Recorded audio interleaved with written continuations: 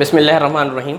अस्सलामु अलैकुम वरहमतुल्लाहि वबरकातुहू। मैं इमरान ख़ान आप लोगों का इल्म अचीवर के इस लाइव वीडियो सेक्शन में फिर से वेलकम करता हूँ। पहले लेक्चर में जब हम लोग मिले थे तो हम लोगों ने फ़िज़िकल केमिस्ट्री का क्वेश्चन सॉल्व किया था।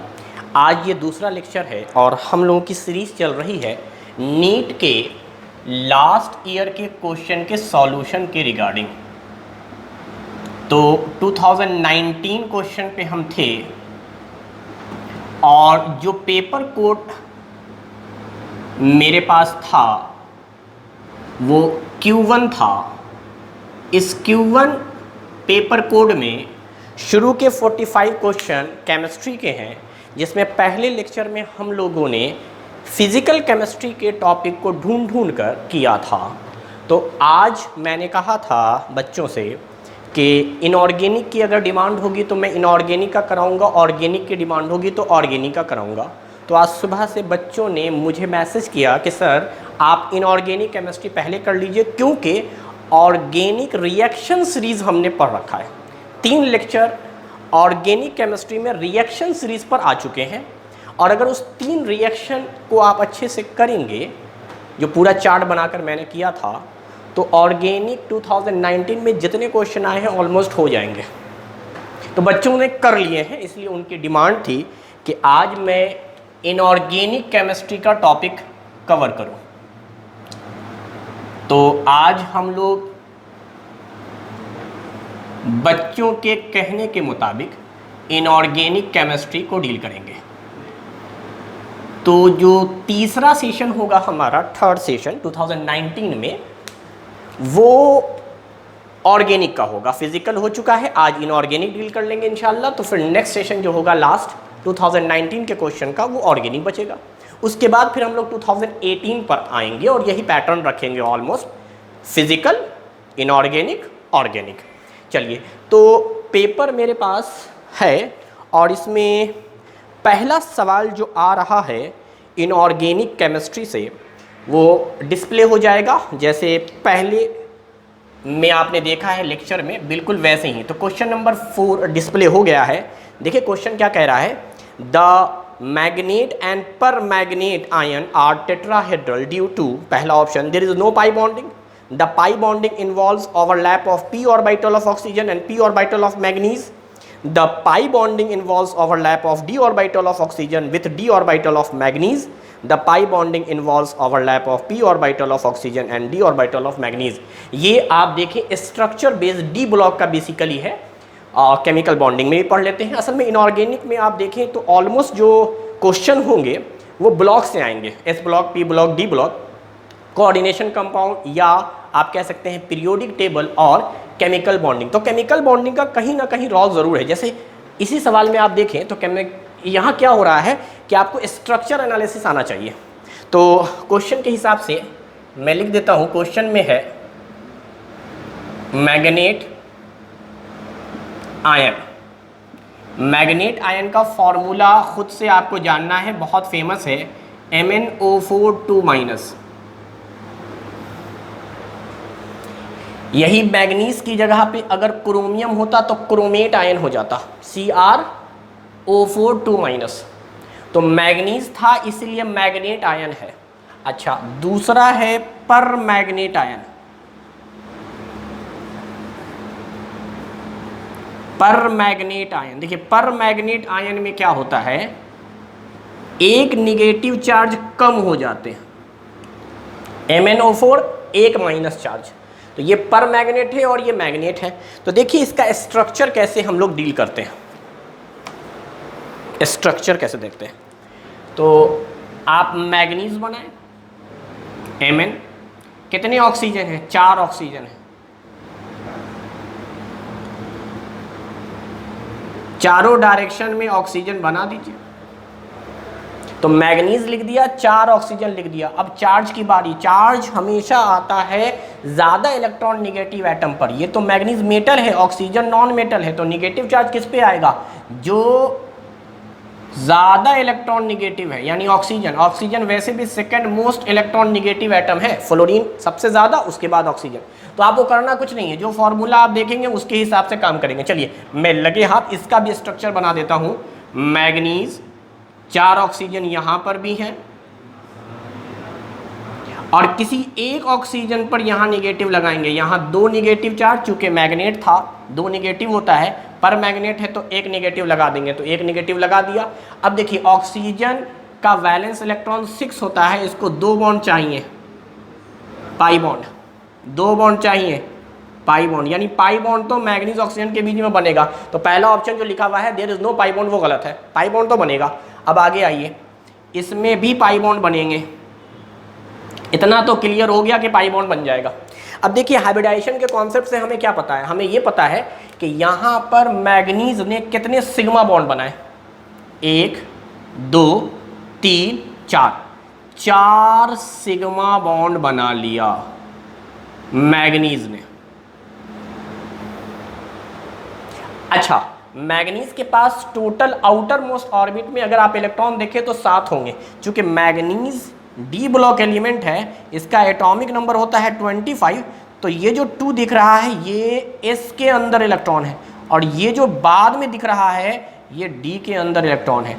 और 4s 3d आपने पढ़ा होगा कि इनका एनर्जी गैप बहुत कम होता है, एनर्जी डिफरेंस बहुत कम होता है, तो दोनों को आउटर मोस्ट ऑर्बिट की तरह ट्रीट कर लीजिए, तो यहाँ से इलेक्ट्रॉन निकल जाएंगे, तो मैक्सिमम ऑक्सीडेशन नंबर मैग्नीज का +7 आता है।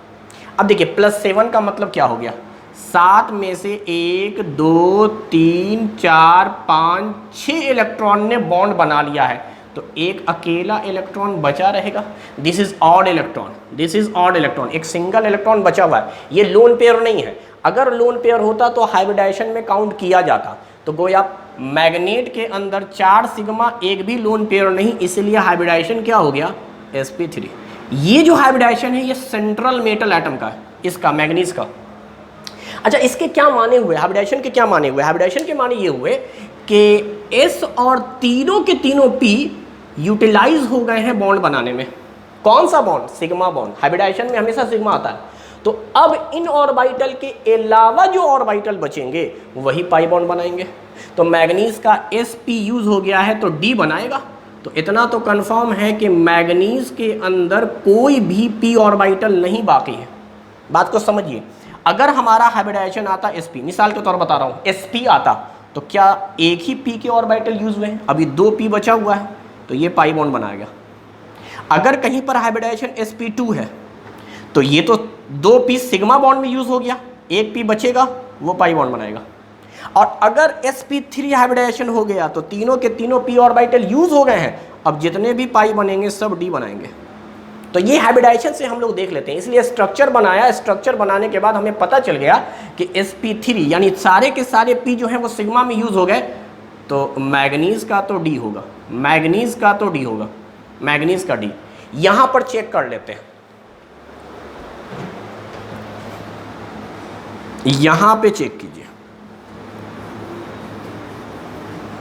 फिर वही कहानी, क्या कहा जा रहा है, इसके पास वही 7 इलेक्ट्रॉन, 1 2 3 4 5 6 7, यहां पर कोई इलेक्ट्रॉन नहीं बचा।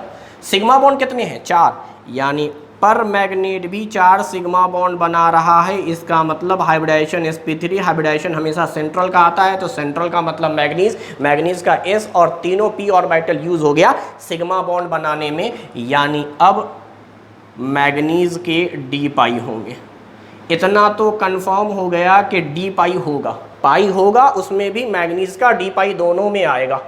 अब सिंपल सी बात है यार, ऑक्सीजन सेकेंड पीरियड एलिमेंट है, इसमें d ऑर्बिटल हो ही नहीं सकता। ऑक्सीजन में जब भी होगा p होगा, ऑक्सीजन में जब भी होगा p होगा। ऑक्सीजन सेकेंड पीरियड एलिमेंट है, सेकेंड पीरियड का मतलब इसका जब स्ट्रक्चर ड्रॉ कीजिएगा तो s और p ऑर्बिटल आएंगे, 2s और 2p। तो ऑक्सीजन का तो p ही आना है हर बार, तो ऑक्सीजन का p ऑर्बिटल और मैग्नीज का d ऑर्बिटल, तो कौन सा ऑप्शन हो गया जरा देखिए। तो पता चला कि ऑप्शन डी है, 4, चौथा ऑप्शन है जहां मैग्नीज का d ऑर्बिटल और ऑक्सीजन का p ऑर्बिटल। अच्छा, जिस तरीके से हम लोगों ने मैग्नीज का देखा है, क्या हम ऑक्सीजन का उसी प्रिंसिपल पे बनाए, हाइब्रिडाइजेशन पे? तो यस, बना सकते हैं। जरा देखो, ऑक्सीजन के पास वैलेंस इलेक्ट्रॉन 6 होते हैं, 6 में 2 यूज हो गए बॉन्ड बनाने में, बचे कितने, 4, 4 का मतलब 2 लोन पेयर, 4 का मतलब 2 लोन पेयर, यहां पर भी 4 का मतलब 2 लोन पेयर। अब बात को समझिए, इस ऑक्सीजन का हमें चाहिए हाइब्रिडाइजेशन, मैं ऐसे ही निकालना चाह रहा हूं। ऑक्सीजन का हाइब्रिडाइजेशन क्या होगा, सिग्मा प्लस लोन पेयर। क्या 1 सिग्मा 2 लोन पेयर है, 1 sigma 2 lone pair, lone pair को मैं LP लिख देता हूं, 1 सिग्मा 2 लोन पेयर, हाइब्रिडाइजेशन कितना हो गया, sp2, 2 + 1 3, 3 का मतलब 1 s ऑर्बिटल 2 p के ऑर्बिटल।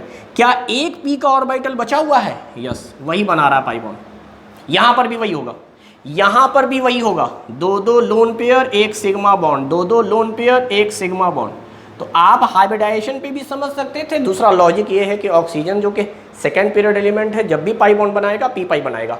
तो इस तरह से हम लोग मैग्नेट और पर मैग्नेट का स्ट्रक्चर ड्रॉ करके इजीली बता पाएंगे कि हाइब्रिडाइजेशन क्या है, स्ट्रक्चर कैसा बनेगा और कौन सा ऑर्बिटल खाली है बॉन्ड बनाने के लिए।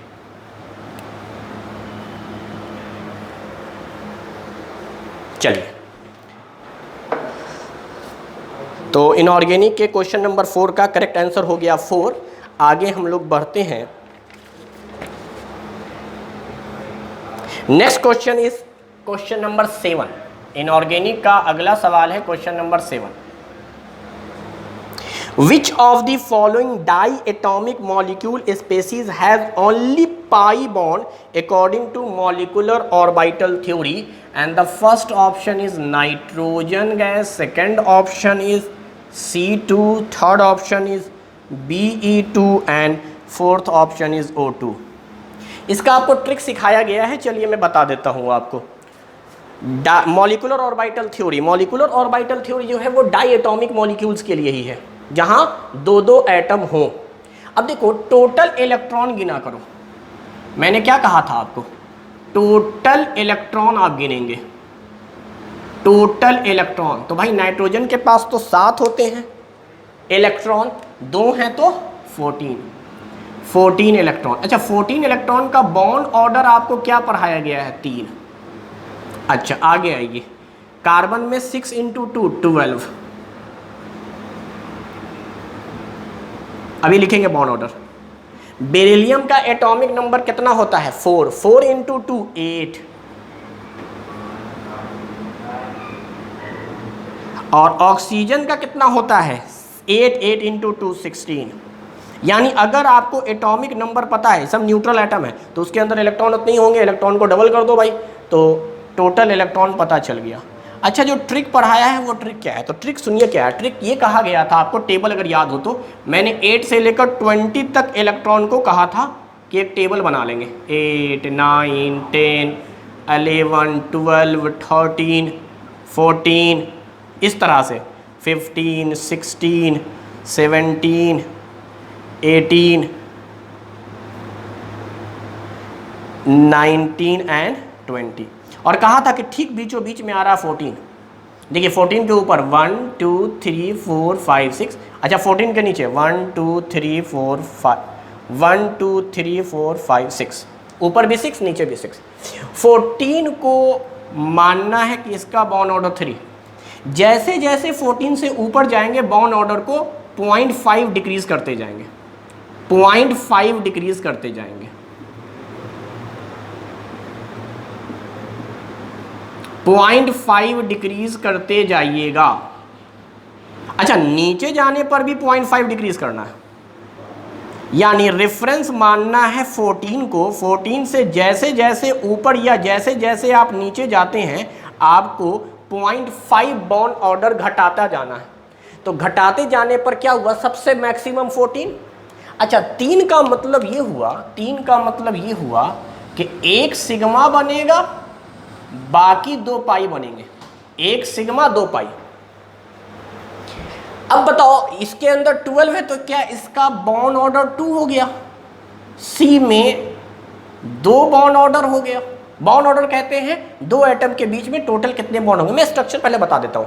अच्छा, 8 पे बॉन्ड ऑर्डर 0, यानी 2 बेरिलियम के बीच में कोई बॉन्ड नहीं है, 0 बॉन्ड। ऑक्सीजन का भी बॉन्ड ऑर्डर 2 है, ऑक्सीजन के बीच में भी डबल बॉन्ड होंगे। तो ये तो यहां से पता चल गया कि 14 पर 3 जैसे जैसे इलेक्ट्रॉन का नंबर बढ़ाते या घटाते जाते हैं 14 से, आप बॉन्ड ऑर्डर को 0.5 डिक्रीज करते जाना है। और बॉन्ड ऑर्डर क्या होता है? Number of bond between two atom. 2 C के बीच में 2 बॉन्ड हैं, 2 नाइट्रोजन के बीच में 3 बॉन्ड हैं। क्लियर? अब आगे की दास्तान सुनिए। मैंने ट्रिक में ये कहा है कि 14 के ऊपर पहले पाई बॉन्ड बनता है फिर सिग्मा बनता है। ये बात हमेशा याद रखिएगा, 14 से ऊपर पहले पाई फिर सिग्मा। यानी मैं कहना क्या चाह रहा हूं कि अगर इसमें आधा बॉन्ड बना है तो ये आधा पाई है। अगर 10 इलेक्ट्रॉन है और एक बॉन्ड बना है तो वो बॉन्ड पाई है। 1.5 बना है, 1.5 के 1.5 पाई है। 2 बना है, 2 के 2 पाई है। 2.5 का मतलब हो गया 2 पाई बॉन्ड 0.5 सिग्मा। याद रखिएगा, 2 से ज्यादा पाई बॉन्ड नहीं बनते, इसीलिए 3 पर बताया गया 2 पाई। इस 3 का मतलब है 2 पाई 1 सिग्मा। या तो आप पहले 1 सिग्मा 2 पाई बोल दो, या पहले 2 पाई 1 सिग्मा। वैसे पहले यहां पाई बनता है फिर सिग्मा बनता है। चलिए 2.5 पे सोचते हैं। ये तो हो गया 14 से ऊपर, 14 इलेक्ट्रॉन से ऊपर। याद रखिएगा हम लोग क्या लिखेंगे? 14 से ऊपर लिखेंगे first pi bond form and then sigma. लेकिन 14 के जैसे ही नीचे आएंगे पहले सिग्मा बनेगा फिर पाई बनेगा।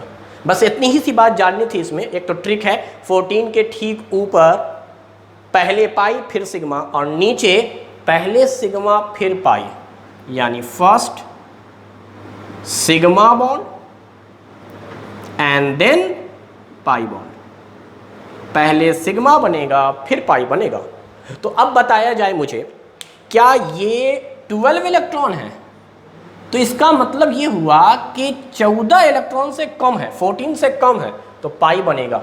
तो करेक्ट आंसर इज C2। यहाँ दोनों के दोनों पाई बॉन्ड है, दोनों के दोनों पाई बॉन्ड है। यहाँ तो कोई बॉन्ड ही नहीं बना। जहाँ बॉन्ड नहीं बनता है वो मॉलिक्यूल के फॉर्म में एग्जिस्ट नहीं करता है, ये तो एटम के फॉर्म में एग्जिस्ट करेगा। बेरिलियम एटम एक दूसरे से अलग, कोई बॉन्डिंग नहीं है, कोई मॉलिक्यूल नहीं बना है। ऑक्सीजन 16 इलेक्ट्रॉन है। इसका क्या मतलब हो रहा है? इसका मतलब ये हो रहा है कि ये 14 के बाद है, 14 के बाद है तो इसमें पहला सिग्मा बनेगा, 1 सिग्मा बॉन्ड है और 1 पाई बॉन्ड है। तो 1 सिग्मा 1 पाई, 1 सिग्मा 1 पाई। तो इसके अंदर 1 सिग्मा 1 पाई, इसके अंदर कोई बॉन्ड नहीं, इसमें दोनों का दोनों पाई, इसमें 2 पाई 1 सिग्मा। तो क्वेश्चन बहुत आसान था, अगर आपको ये टेबल पता है तो आप इजीली निकाल सकते हैं। अच्छा, यहीं पर एक चीज़ और आपको सिखाते हैं, वो क्या? तो एक सिंपल सा लॉजिक है, इसके अंदर एक मैग्नेटिक प्रॉपर्टी होता है। हालांकि सवाल नहीं पूछा है लेकिन हम लोग चूंकि डिस्कस कर रहे हैं टॉपिक को, तो इसी क्वेश्चन के बहाने इसके अंदर एक चीज़ और सीख लेते हैं। टोटल इलेक्ट्रॉन अगर आपका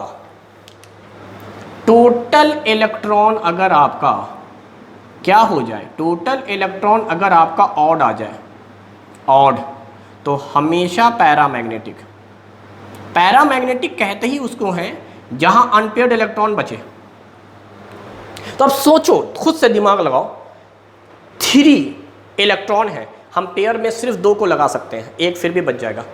5 इलेक्ट्रॉन्स हैं, आप मैक्सिमम 2 पेयर बना सकते हो, 1 बच जाएगा। 11 इलेक्ट्रॉन है, आप 10 इलेक्ट्रॉन का पेयर बना सकते हैं, 5 पेयर बना दीजिए, 10 इलेक्ट्रॉन हो गए, 1 बच जाएगा।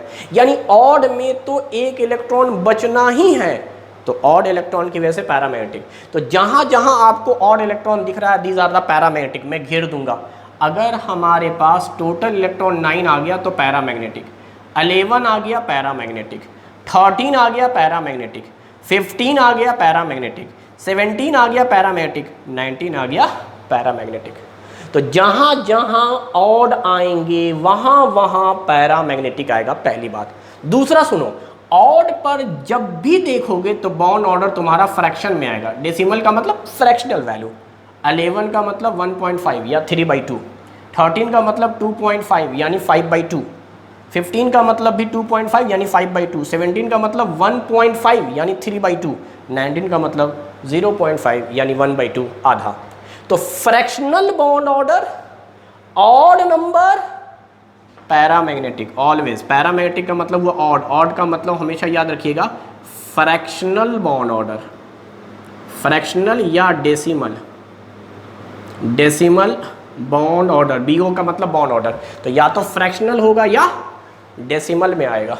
आगे एक बात और सुनो, ऑड इलेक्ट्रॉन भले न हो, इवन हो जाए, अगर ऑड नहीं होगा टोटल इलेक्ट्रॉन इवन होंगे, जैसे 8, जैसे 10, 12, 14, 16, 18, 20। तो भाई इतनी बात तो क्लियर रखो कि इवन पे ही मसला है, ऑड पे कोई मसला नहीं। ऑड हमेशा पैरामैग्नेटिक, फ्रैक्शनल और डेसिमल बॉन्ड ऑर्डर ऑलवेज। 20 पर तो मॉलिक्यूल एग्जिस्ट ही नहीं करेगा, 8 पर एग्जिस्ट ही नहीं करेगा, यानी स्टार्टिंग 8 एंड 20 एग्जिस्ट ही नहीं कर रहा है। जब मॉलिक्यूल एग्जिस्ट ही नहीं करेगा तो आप उस मॉलिक्यूल का पैरामेट्रिक डायमेट्रिक कैरेक्टर नहीं बता सकते, क्योंकि मॉलिक्यूल है ही नहीं, एग्जिस्ट ही नहीं कर रहा है। जैसे यही B2, अब ये पैरा है कि डाया है यार, ये एग्जिस्ट ही नहीं किया, ये जब भी एग्जिस्ट करेगा एटम के फॉर्म में करेगा, तो इसका मतलब इस मॉलिक्यूल का पैरामैग्नेटिक या डायमेट्रिक कैरेक्टर नहीं हो सकता। तो इवन में इस बात का ख्याल रखेंगे कहीं ऐसा तो नहीं कि 0 बॉन्ड ऑर्डर आ रहा है, क्योंकि इसमें क्या होता है, इवन में हमेशा इंटीजर वैल्यू आएगा, जैसे 10 का 1, 12 का 2, 14 का 3, डेसिमल में नहीं आएगा। तो डेसिमल में नहीं आएगा तो 0 भी आ सकता है, 0 भी एक इंटीग्रल वैल्यू है, न्यूट्रल इंटीजर 0, तो 0 पर एग्जिस्ट नहीं करता है। तो इस बात का ख्याल रखिएगा, इवन में आपको इस बात का ख्याल रखना है, टोटल इलेक्ट्रॉन अगर 8 है, टोटल इलेक्ट्रॉन अगर 20 है, तो इन दोनों पर मॉलिक्यूल एग्जिस्ट नहीं कर रहा है। इसी में 2 एक्सेप्शन और याद रखिए, क्या, 10 और 16, 10 और 16 इवन होने के बावजूद पैरामैग्नेटिक है। 10 and 16, 10 and 16, 10 and 16, 10 इलेक्ट्रॉन है तब भी वो पैरामैग्नेटिक है, और 16 इलेक्ट्रॉन है तब भी वो पैरामैग्नेटिक है। उसके अलावा जितने इवन होंगे सब डायामैग्नेटिक, दीज आर डायामैग्नेटिक। तो इतनी सी बात पर पूरा MOT ख़त्म हो जाएगा। पहले तो आपको बॉन्ड ऑर्डर निकालना आना चाहिए, ये पता होना चाहिए 14 से पहले पाई बनता है, फिर सिग्मा बनता है, 14 के बाद पहले सिग्मा फिर पाई। दूसरी बात, ऑड है, फ्रैक्शनल होगा, ऑलवेज पैरामैग्नेटिक। इवन में 2 एक्सेप्शन है, 10 और 16 इवन होने के बावजूद पैरामैग्नेटिक। तो ऑक्सीजन इज अ पैरामैग्नेटिक, और इसी के लिए MOT आया था, 16 इलेक्ट्रॉन है उसके बाद भी पैरामैग्नेटिक है, 2 में 1 सिग्मा 1 पाई है, ये तो एग्जिस्ट ही नहीं कर रहा बेटा। कार्बन इवन है 12, ये डायामैग्नेटिक होगा, दोनों के दोनों पाई बॉन्ड, ये N2 14 इलेक्ट्रॉन है, डायामैग्नेटिक होगा, बॉन्ड ऑर्डर 3, 1 सिग्मा 2 पाई। तो ये इस तरह से हम लोग क्वेश्चन को सॉल्व कर लेंगे। तो करेक्ट आंसर देखिए आप, इस क्वेश्चन का 2 हो गया, क्वेश्चन नंबर ये 2 इज द करेक्ट आंसर। खाली पाई बॉन्ड होगा, खाली पाई बॉन्ड होगा।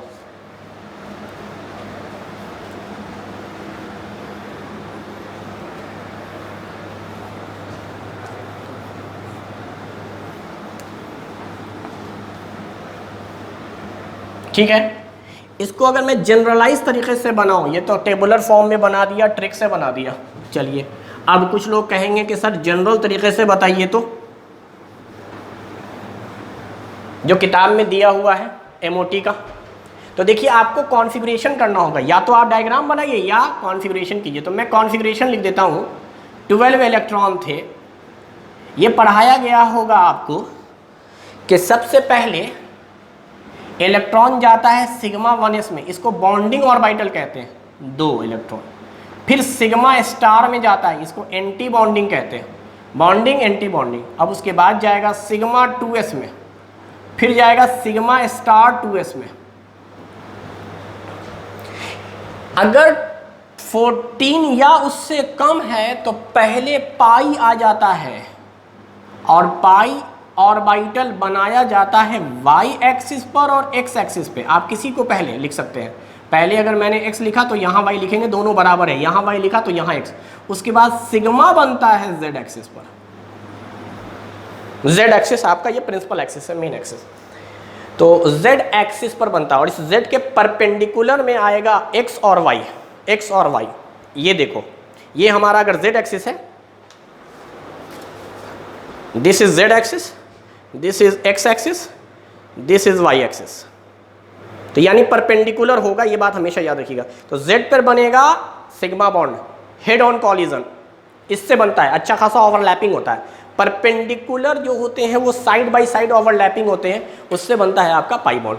तो अब इसके अंदर 12 इलेक्ट्रॉन हैं, 1 2 3 4 5 6 7 8 9 10 11 12 this is the electronic configuration. अच्छा, अब बॉन्ड ऑर्डर निकालने का तरीका क्या है वो सुनिए। या तो उस टेबल से निकाल ले तो जल्दी होता, वरना जनरल तरीका ये है, बॉन्डिंग के electron, number of electron bonding minus number of electron anti bonding divide by 2, ये बॉन्ड ऑर्डर का फॉर्मूला है।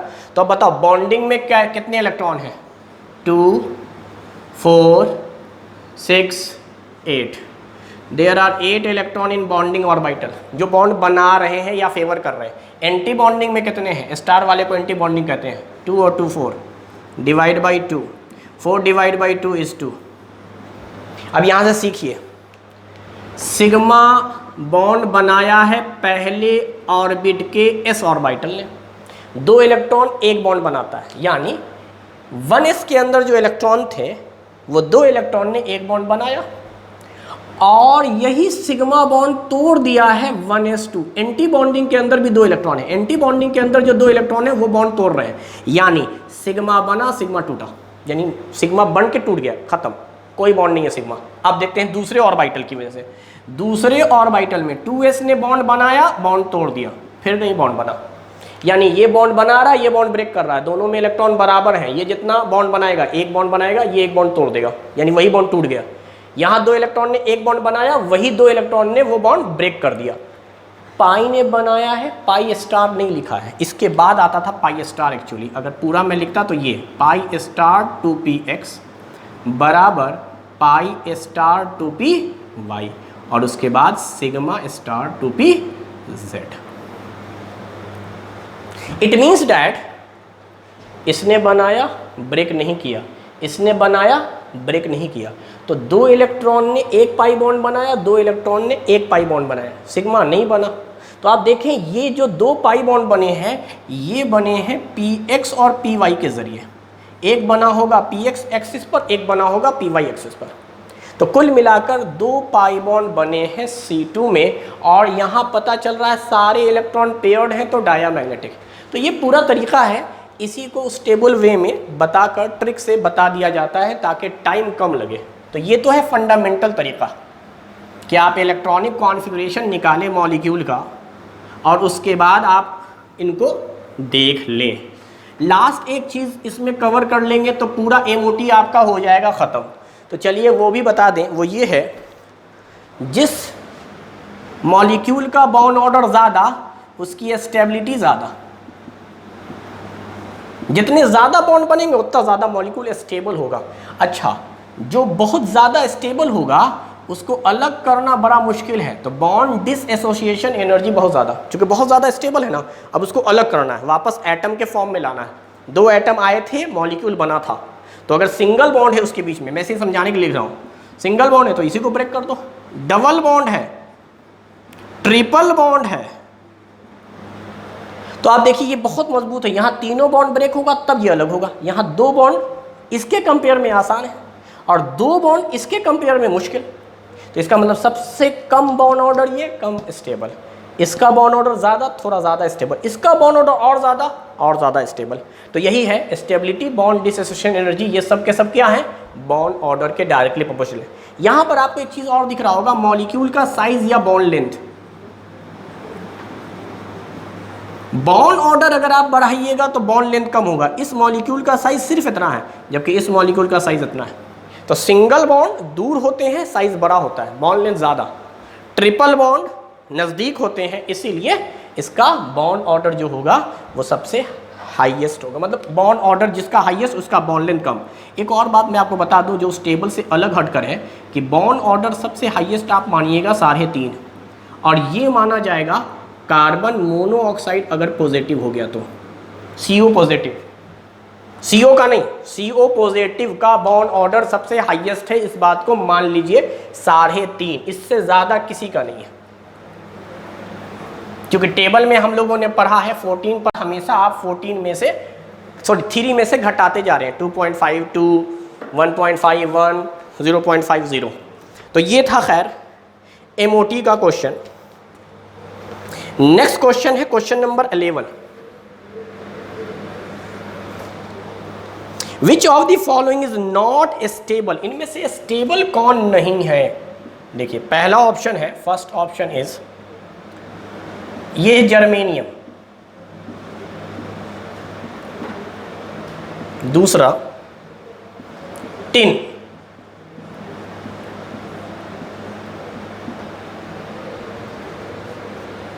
सिलिकॉन और लास्ट में है यही सिलिकॉन F6 2-। तो पहले एक बात आप समझ लीजिए कि इनका ताल्लुक किससे है, तो 14 ग्रुप एलिमेंट से है। वापस ये क्वेश्चन आ गया आपका P block element, 14 group. Code है कैसी गीत सुनाऊं प्यारे बच्चों, कैसी गीत सुनाऊं प्यारे बच्चों। Carbon, silicon, germanium, tin, lead. Carbon non metal है, सिलिकॉन जर्मेनियम जो है वो मेटलॉइड है, टिन और लेड जो है वो आपके मेटल में आ जाएंगे। ठीक है, अब देखो यहाँ पर बात को समझना है। समझना क्या है? समझना ये है कि ये जो सिलिकॉन है ना, इसका साइज़ बहुत बड़ा नहीं है। जैसे से आप ऊपर से नीचे आते हैं, जर्मेनियम का साइज़ बड़ा होता जाता है और टिन का साइज़। तो एक्चुअली जर्मेनियम आसानी से ऑक्टाहेड्रल स्ट्रक्चर बना लेता है। मतलब इसके चारों तरफ देखें तो चारों एक्सिस पर और एक एवं एक बिलो आराम से रह सकता है। तो जर्मेनियम का साइज़ बड़ा है, टिन का साइज़ बड़ा है, लेड का साइज़ बड़ा है, तो ये सब ऑक्टाहेड्रल ज्योमेट्री बना सकते हैं। मतलब 6-6 लिगेंड या 6-6 सराउंडिंग एटम रह सकता है। तो इसमें तो ये पॉसिबल है, ये स्ट्रक्चर पॉसिबल है, ये स्ट्रक्चर पॉसिबल है। अब आ गई बात सिलिकॉन में, तो याद रखना फ्लोरीन का साइज बहुत छोटा है एज कंपेयर टू क्लोरीन। तो सिलिकॉन जो है ऑक्टाहेड्रल बनाता है सिर्फ फ्लोरीन के साथ, सिर्फ फ्लोरीन के साथ, ये याद रखिएगा।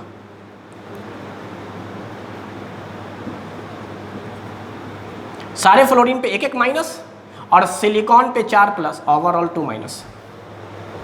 साइज छोटा है इसलिए, लेकिन यहां पर ये स्ट्रक्चर पॉसिबल नहीं है। पॉसिबल नहीं है तो ये पूछा था कौन इनकरेक्ट है, तो ये इनकरेक्ट है। हमारा सही जवाब तो होगा 3, क्योंकि ये पॉसिबली ही नहीं है, क्योंकि क्लोरीन का साइज बड़ा है बेटा। क्लोरीन का साइज बड़ा होने पर क्या होता है, देखो फ्लोरीन का भी साइज छोटा है तो इनके बीच में उतना इंटरेक्शन नहीं है, इनके बीच में उतना इंटरेक्शन नहीं है। और सिलिकॉन का साइज भी छोटा है, अगर ये बड़ा होता तो ये और दूर होते, बॉन्ड लेंथ बड़ा होता, जैसा कि SN में होता है, GE में होता है। साइज बड़ा होने की वजह से अगर ये साइज छोटा है ना सेंटर वाला, तो ये भी छोटा होगा, बॉन्ड लेंथ छोटा है। बॉन्ड लेंथ छोटा होगा तो क्या होगा, इनके बीच में डिस्टेंस कम होंगे। तो फ्लोरीन का साइज भी छोटा है इसलिए आराम से रह सकता है। अब ज़रा सोचो, यही सिलिकॉन है हमारा और यहाँ पर क्लोरीन है। मैं सिर्फ समझाने के लिए बता रहा हूँ, हमने बना दिया मान लो ऑक्टाहेड्रल। अब क्लोरीन का साइज बेटा सोचो, this is the size of chlorine, this is the size of chlorine. Repulsion बहुत ज़्यादा, ये है सिलिकॉन। तो क्लोरीन का साइज लार्ज होने की वजह से इनमें रिपल्सन होना शुरू हो जाता है। तो इसका मतलब ये हुआ कि ये स्ट्रक्चर पॉसिबल नहीं है। और रीज़न क्या देंगे आप, क्लोरीन का साइज बड़ा है, फ्लोरीन छोटा है, इसलिए ये पॉसिबल है। तो सिलिकॉन जनरली टेट्राहेड्रल स्ट्रक्चर बनाता है, आपने पढ़ा होगा सिलिकेट वगैरह टेट्राहेड्रल स्ट्रक्चर बनाएगा, ऑक्टाहेड्रल स्ट्रक्चर नहीं बनाता है। तो इसका सही जवाब जो था ऑप्शन नंबर 3 है, सिलिकॉन क्लोरीन के साथ ऑक्टाहेड्रल स्ट्रक्चर नहीं बना सकता। तो इनकरेक्ट पूछा था कि इनमें से कौन है। नेक्स्ट क्वेश्चन है क्वेश्चन नंबर 13। क्वेश्चन नंबर 13 में देखिए मैचिंग दिया हुआ है। पहला ऑप्शन है प्योर नाइट्रोजन गैस, और उधर 4 ऑप्शन है क्लोरीन, मैं समझाने के लिए लिख दे रहा हूं, क्लोरीन, दूसरा है सल्फ्यूरिक एसिड, तीसरा है अमोनिया और चौथा है हमारा सोडियम एजाइड और बेरियम एजाइड। देखो मैं फॉर्मूला लिख देता हूं, सोडियम का फॉर्मूला होता है Na, एजाइड का फॉर्मूला होता है N3 पर 1 माइनस, तो यहाँ 1 प्लस यहाँ 1 माइनस। अच्छा बेरियम एजाइड, याद रखिए बेरियम सेकंड ग्रुप एलिमेंट है, इसका ऑक्सीडेशन नंबर या चार्ज +2 होगा, तो इसको -2 होना पड़ेगा। तो सोडियम एजाइड बेरियम एजाइड, बहुत आसान। अच्छा मैं इधर भी लिख देता हूँ, दूसरा है हमारा हैबर प्रोसेस, तीसरा है हमारा कॉन्टैक्ट प्रोसेस और चौथा है डीकॉन्स प्रोसेस। देखो बहुत आसान था, मैं हर एक चीज़ को एक्सप्लेन कर देता हूँ चूँकि ये क्वेश्चन अक्सर आते हैं। पहली बात, आपने फिजिकल केमिस्ट्री में ये पढ़ लिया था कि हैबर प्रोसेस अमोनिया का फॉर्मेशन है, नाइट्रोजन और हाइड्रोजन गैस। हाइबर प्रोसेस सबसे आसान, अगर मैं एक एक करके यहाँ पे डील करूँ, हाइबर प्रोसेस सबसे पहले हमने ले लिया। हाइबर प्रोसेस में क्या पढ़ा था? हाइबर प्रोसेस में हमने पढ़ा था नाइट्रोजन गैस हाइड्रोजन गैस मिलता है, अमोनिया का फॉर्मेशन हो जाता है। हम बैलेंस नहीं कर रहे हैं, आसान है, यहाँ 3 कर देंगे, यहाँ 2 कर देंगे, बैलेंस हो जाएगा। तो हाइबर तो अमोनिया बना रहा है। एक बात समझो, प्योर नाइट्रोजन अगर तुमको चाहिए तो सोडियम एजाइड या बेरियम एजाइड, कई बार क्वेश्चन पूछा गया है कि अगर एक्स्ट्रा प्योर नाइट्रोजन आपको चाहिए तो क्या करेंगे, तो सोडियम एजाइड और बेरियम एजाइड का हीट करा देंगे। देखिए मैं रिएक्शन पढ़ा रहा हूँ, दिस इज सोडियम एजाइड, इसको हीट कर दो तो यहाँ से नाइट्रोजन गैस निकल जाएगा और सोडियम अलग हो जाएगा। अगर मैं इसको बैलेंस करना चाहूँ, यहाँ 3 है, 2 से मल्टीप्लाई कर दो, 3 × 2 6, 3 × 2 6, 2 सोडियम, प्योर नाइट्रोजन आपको मिल जाता है। नाइट्रोजन गैस रिलीज हो जाएगी और ये सॉलिड है आपका मेटल। आगे सुनो, बेरियम एजाइड में भी ऐसा ही रिएक्शन होता है, BaN3 का होल ट्वाइस, हीट कर दो, थर्मल डिकम्पोजिशन, तो क्या होगा, यहाँ बेरियम अलग हो जाएगा और ये 3 मोल नाइट्रोजन गैस रिलीज। ये सॉलिड था, ये गैस था, तो एक्स्ट्रा प्योर नाइट्रोजन गैस मिल जाता है। अच्छा, और भी नाइट्रोजन गैस का रिएक्शन है, ये मैं थोड़ा एक्स्ट्रा पढ़ा दे रहा हूँ आपको, वो ये है, देखो, अमोनियम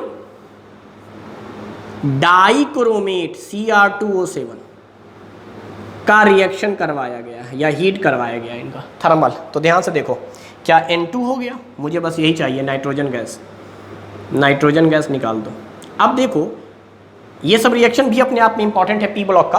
तो अब बताओ कितना वाटर हम मैक्सिमम कितना निकाल सकते हैं। तो सुनो, एक वाटर का मतलब 2 हाइड्रोजन, यहाँ पर टोटल हाइड्रोजन कितने हो रहे हैं, 8, 4 × 2 8, 8 का मतलब क्या मैं 4 वाटर निकाल दूँ, 4, चूँकि 4 दूनी 8। अच्छा देखो, 4 वाटर निकाले तो हाइड्रोजन सारा निकल गया, 2 नाइट्रोजन मतलब नाइट्रोजन गैस, इतना पार्ट तो खत्म। लेकिन जैसे ही तुम 4 वाटर निकालोगे 4 ऑक्सीजन भी निकल जाएगा, 4 ऑक्सीजन निकल जाएगा तो यहाँ पर बचेगा क्या, Cr2O3, क्रोमिक एसिड। तो एक्स्ट्रा नाइट्रोजन गैस चाहिए था, मिल गया। अच्छा, इसी में एक रिएक्शन और भी है, यही है अमोनियम और इसको कहते हैं नाइट्राइट, NO2 को कहते हैं नाइट्राइट, NO3 होता तो नाइट्रेट।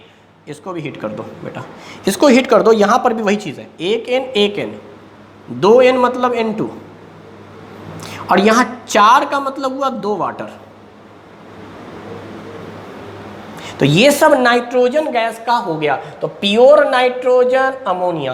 क्वेश्चन में अगर आप देखें तो A का 4 बस एक ही ऑप्शन है, A का 4 एक ही ऑप्शन में है, वही आंसर सही हो गया।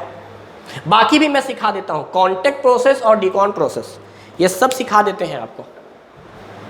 तो हाइबर प्रोसेस आसान था और सोडियम और बेरियम एजाइड का जब आप रिएक्शन कराते हैं तो बनता है प्योर नाइट्रोजन।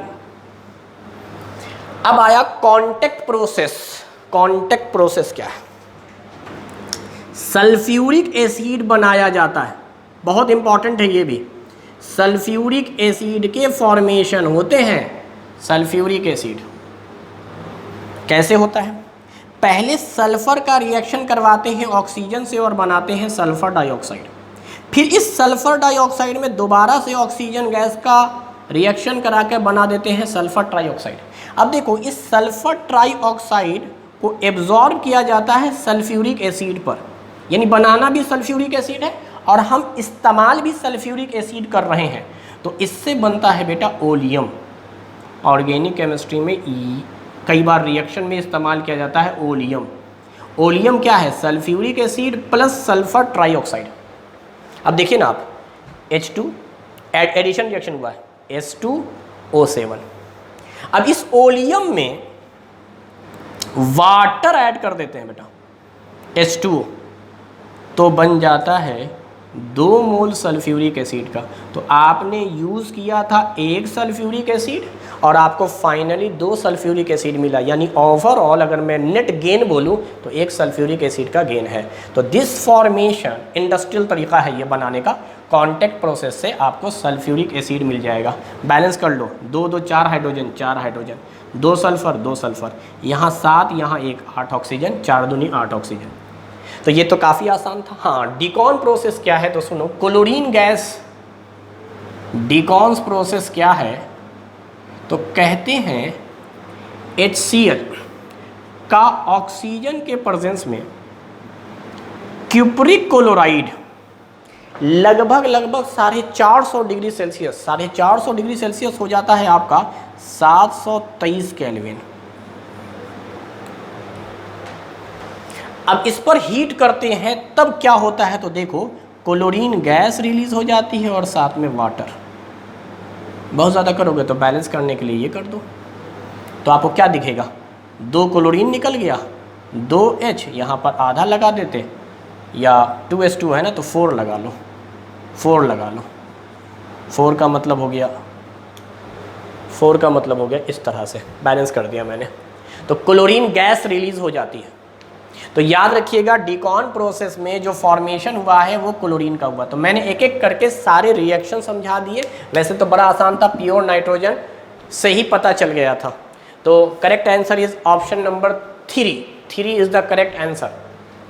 मैचिंग दिया गया था, मैंने जानबूझकर सारे रिएक्शन बता दिए ताकि अगर आगे कभी किसी क्वेश्चन को बनाए तो आसानी हो।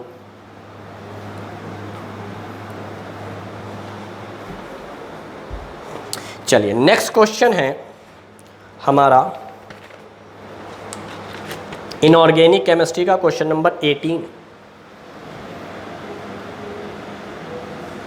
क्वेश्चन नंबर 18 क्या कह रहा है, for a second period element the correct increasing order of first ionization enthalpy. तो पहले तो आप सेकेंड पीरियड एलिमेंट की अंदर जो हैं वो लिख लीजिए। ऑप्शन में देखिएगा तो सारे सेकेंड पीरियड के दिए हुए हैं। सेकेंड पीरियड में आता है lithium, beryllium, boron, carbon, nitrogen, oxygen, fluorine and neon. Option में नियॉन भी है, ठीक है। अब ज़रा देखिए इलेक्ट्रॉनिक कॉन्फिगरेशन मैंने पढ़ाया है। आयोनाइजेशन एनर्जी के लिए या आयोनाइजेशन पोटेंशियल के लिए आपको क्या चाहिए, electronic configuration. This is S1, this is S2, this is P1, this is P2, this is P3, this is P4, this is P5, this is P6। पहले कॉन्फिगरेशन लिख लेंगे। फिर आपको क्या सिखाया गया है, ज़रा ध्यान से सुनिए। आपको सिखाया ये गया है कि सबसे ज़्यादा स्टेबल है P6 फुल फिल्ड, फिर हाफ फिल्ड P3, फिर no field P0। P orbital को सोचना है, P6 full field, P3 half filled, P0 मतलब नो फिल्ड। अच्छा, P0 का मतलब S2, P0 को ही S2 कहते हैं। तो सबसे पहले P6 देखना है। तो फर्स्ट आयोनाइजेशन एनर्जी का अब ऑर्डर सुनो। सबसे पहले P6 मतलब नियॉन सबसे ज़्यादा। उसके बाद उसका नेबर पड़ोसी में पहले राइट लेते हैं फिर लेफ्ट लेते हैं। राइट में कुछ है ही नहीं तो लेफ्ट लेंगे, P5 मतलब फ्लोरीन। यही सिखाया गया है, पहले P6 फिर उसके नेबर का मतलब बस एक आगे पीछे, मतलब पहले राइट फिर लेफ्ट, पहले राइट हैंड जिगरी यार फिर लेफ्ट हैंड। तो P6 का काम खत्म हो गया भैया। अब P3 की बारी। P3 में नाइट्रोजन। अब नाइट्रोजन का 2 पड़ोसी, एक राइट हैंड एक लेफ्ट हैंड। तो पहले आवेगा राइट हैंड यानी ऑक्सीजन, फिर आवेगा लेफ्ट हैंड यानी कार्बन। यही सिखाया आपको, पहले P6 उनके नेबर फिर P3 उनके नेबर्स। नेबर कैसे लेंगे, पहले राइट फिर लेफ्ट। उसके बाद S2 यानी बेरिलियम, फिर इसका भी नेबर, पहले राइट फिर लेफ्ट। राइट में है बोरॉन, फिर लेफ्ट में है लिथियम। कभी गलती नहीं होगा आयोनाइजेशन एनर्जी में। आप इलेक्ट्रॉनिक कॉन्फ़िगरेशन लिखिए, उसके बाद यही प्रिंसिपल याद रखिएगा, पहले P6 विद देयर नेबर्स, फिर P3 विद देयर नेबर्स, फिर S2 विद देयर नेबर। देखो P6 का इधर नेबर नहीं हो सकता, खाली यही नेबर है, सारे आ गए, पहले ये, फिर ये, फिर ये, फिर ये, फिर ये, फिर ये, फिर ये, फिर ये, सारे आ गए। अच्छा, अगर इसी में बोलता आपसे, हालांकि आंसर हमारा हो चुका है, आंसर देखिए कौन सा होगा।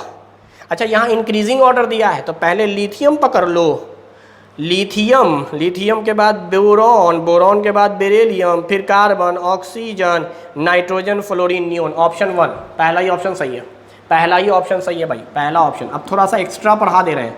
अगर आयोनाइजेशन एनर्जी सेकंड बोलता, आयोनाइजेशन एनर्जी सेकंड का क्या मतलब है कि आपको फर्स्ट के लिए न्यूट्रल लिखना होता है। एक न्यूट्रल एटम होता है, आप पहली बार एनर्जी देते हैं, एक इलेक्ट्रॉन को निकालते हैं, उस एनर्जी को फर्स्ट आयोनाइजेशन एनर्जी कहते हैं। तो फर्स्ट आयोनाइजेशन एनर्जी हमेशा न्यूट्रल एटम का निकलता है। ये सारे न्यूट्रल थे, आपने लगा दिया।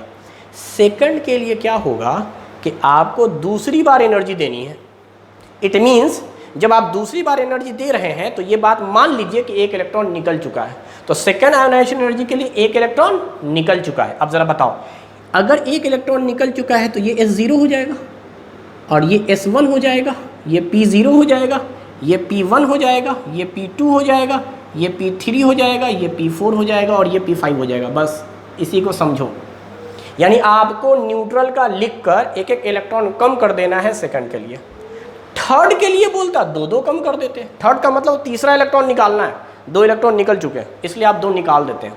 फर्स्ट का मतलब अभी आप एनर्जी दे रहे हैं, एक भी इलेक्ट्रॉन निकला नहीं है, देने के बाद निकलेगा। तो फर्स्ट के लिए एक भी इलेक्ट्रॉन नहीं निकालना है, सेकेंड आयोनाइजेशन एनर्जी के लिए एक इलेक्ट्रॉन निकाल देना है। एक इलेक्ट्रॉन निकाल देंगे तो एक इलेक्ट्रॉन कम हो जाएगा। अब ये याद रखिए, S0 का मतलब है P6, बस यही मतलब होता है। S0 P6 होता है और P0 S2 होता है। यानी अगर कोई ऑर्बिटल खाली है तो दूसरा भरा हुआ होगा, और आपको बस SP पे ध्यान देना है। S खाली तो P भरा हुआ, P भरा हुआ, P खाली तो S भरा हुआ, S खाली तो P भरा हुआ, P खाली तो S भरा हुआ। यानी इसका कॉन्फ़िगरेशन S2 है, इसका कॉन्फ़िगरेशन P6 है। S0 नहीं, S0 नहीं, P0 नहीं, जीरो वाला कॉन्फ़िगरेशन कभी काउंट नहीं करते। जीरो का मतलब है दूसरा वाला भरा हुआ है। अब ज़रा बताओ, क्या हम लोग वही ऑर्डर करें? सबसे पहले P6, तो इस बार कॉन्फ़िगरेशन देखोगे तो P6 किसका है? लिथियम का। P6 का पड़ोसी P5, P5 कौन बन रहा है? नियॉन। ये सेकंड के लिए निकाल रहे हैं, P6 P5। अब P3 ढूंढो, P3 ऑक्सीजन। P4 ढूंढो, फ्लोरीन। P2 ढूंढो, चूंकि 3 का पड़ोसी है 4 और 2, 4 फिर 2, तो 4 वाला फ्लोरीन, 2 वाला नाइट्रोजन। फिर S2 ढूंढो, S2 है बोरॉन। फिर P1 ढूंढो, कार्बन। फिर S1 ढूंढो, बेरिलियम। यही है सेकंड का। थर्ड का बोलेंगे फिर से, ये हो जाएगा P5, ये हो जाएगा S0, S0 का मतलब P6, ये हो जाएगा S1, ये हो जाएगा P0, P0 का मतलब S2, P1, P2, P3, P4।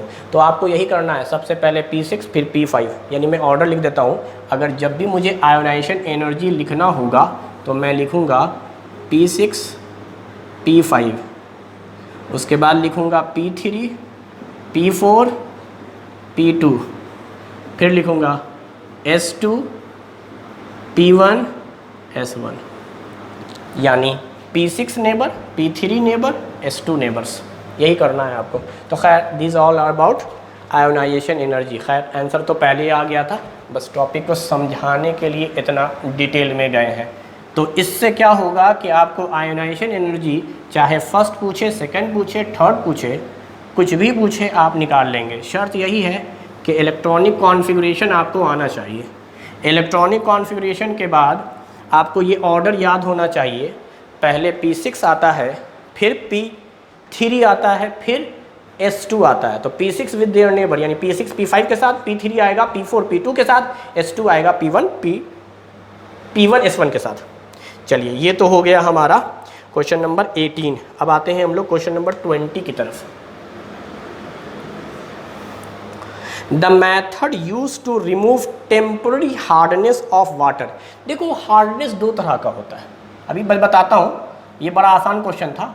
Hardness 2 तरह का होता है, एक होता है टेम्पररी हार्डनेस, एक होता है परमानेंट हार्डनेस। देखो जो टेम्पररी हार्डनेस होता है ना, वो होता किसकी वजह से, तो समझो कैल्शियम बाइकार्बोनेट होते हैं या मैग्नीशियम के बाइकार्बोनेट होते हैं, और ये सॉल्युबल होते हैं वाटर में।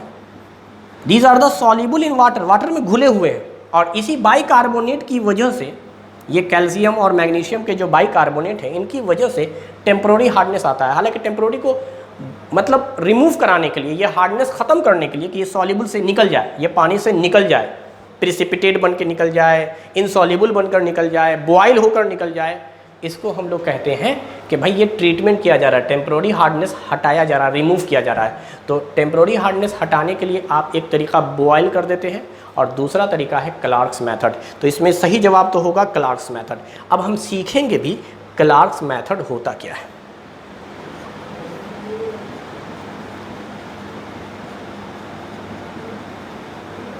क्लार्क्स मेथड क्या है, तो देखो कहते हैं क्लार्क्स मेथड का मतलब हो गया लाइम का आप इस्तेमाल कीजिएगा। लाइम में भी अगर मैं बताऊं तो स्लैक लाइम का इस्तेमाल किया जाता है। स्लैक लाइम का इस्तेमाल करने से क्या होता है, मैं पहले वो लिख देता हूँ, परमानेंट हार्डनेस को बाद में सिखाएंगे। तो होता क्या है, मान लो ये कैल्शियम बाइकार्बोनेट, ये वाटर के अंदर घुला हुआ है, सॉल्युबल है ना, हार्ड वाटर के अंदर होगा ये। इस हार्ड वाटर में अगर हमने कैल्शियम हाइड्रोक्साइड डाला, हार्ड वाटर में हमने डाला, तो ये हार्ड वाटर के अंदर घुला हुआ था, ये डालोगे तो बाइकार्बोनेट बन जाता है कार्बोनेट, कैल्शियम कार्बोनेट, और आपको पता है ये इनसॉल्युबल है, पानी में नीचे की तरफ जाकर बैठ जाएगा और वाटर बनेगा। कैल्शियम कार्बोनेट और वाटर, कैल्शियम कार्बोनेट और वाटर, यही रिएक्शन होना है। अच्छा, अगर मान लो मैग्नीशियम के बाइकार्बोनेट होते और इसमें अगर हमने कैल्शियम हाइड्रोक्साइड यानी स्लैक लाइम डाला होता, या तो कैल्शियम होता या मैग्नीशियम होता, तो भाई बाइकार्बोनेट कार्बोनेट में कन्वर्ट हो जाएगा और नीचे बैठ जाएगा। दूसरा यहाँ पर बनता है मैग्नीशियम हाइड्रोक्साइड। मैग्नीशियम हाइड्रोक्साइड जो है वो प्रिसिपिटेट बनाता है, बाद में उसको फिल्टर कर लेते हैं, यानी ये स्प्रिंगली सॉल्युबल है, पूरी तरह से इनसॉल्युबल नहीं कह सकते। किसको? मैग्नीशियम हाइड्रोक्साइड को। अच्छा, मैग्नीशियम हाइड्रोक्साइड का नाम मिल्क ऑफ मैग्नीशिया भी है, इसका नाम मिल्क ऑफ मैग्नीशिया भी है। समझ में आया? ये थोड़ा सा ये वीक बेस है, ये वीक बेस है, पूरी तरह से 100% सॉल्युबल नहीं होते हैं, मतलब वेरी लेस सॉल्युबल है वाटर के अंदर। जबकि इसी ग्रुप का एलिमेंट है beryllium, magnesium, calcium hydroxide strong base है, वाटर में सॉल्युबल हो जाता है। फिर बेरियम हाइड्रोक्साइड सॉल्युबल हो जाता है, स्ट्रॉन्सियम हो जाता है, लेकिन मैग्नीशियम नहीं होता है। तो सेकंड ग्रुप को थोड़ा सा डिटेल में आपको बता दूं, बेटा, मांगे, कार, स्कूटर, बाप, राजी, ये बेटा सेकंड ग्रुप एलिमेंट है।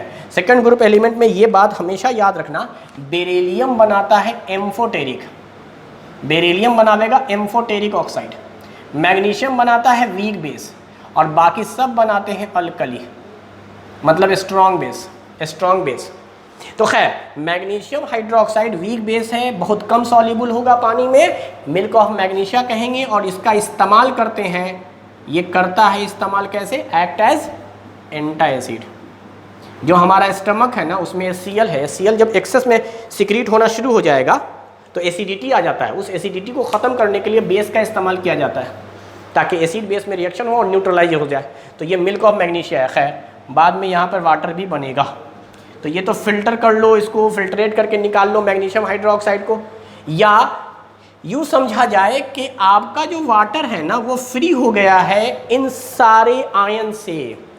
इसका मतलब यही है क्लार्क्स मेथड, कि स्लैक लाइम का इस्तेमाल करके ये काम कर लेते हैं। तो टेम्पररी हार्डनेस के लिए ऑप्शन नंबर 1 क्लार्क्स मेथड सही था।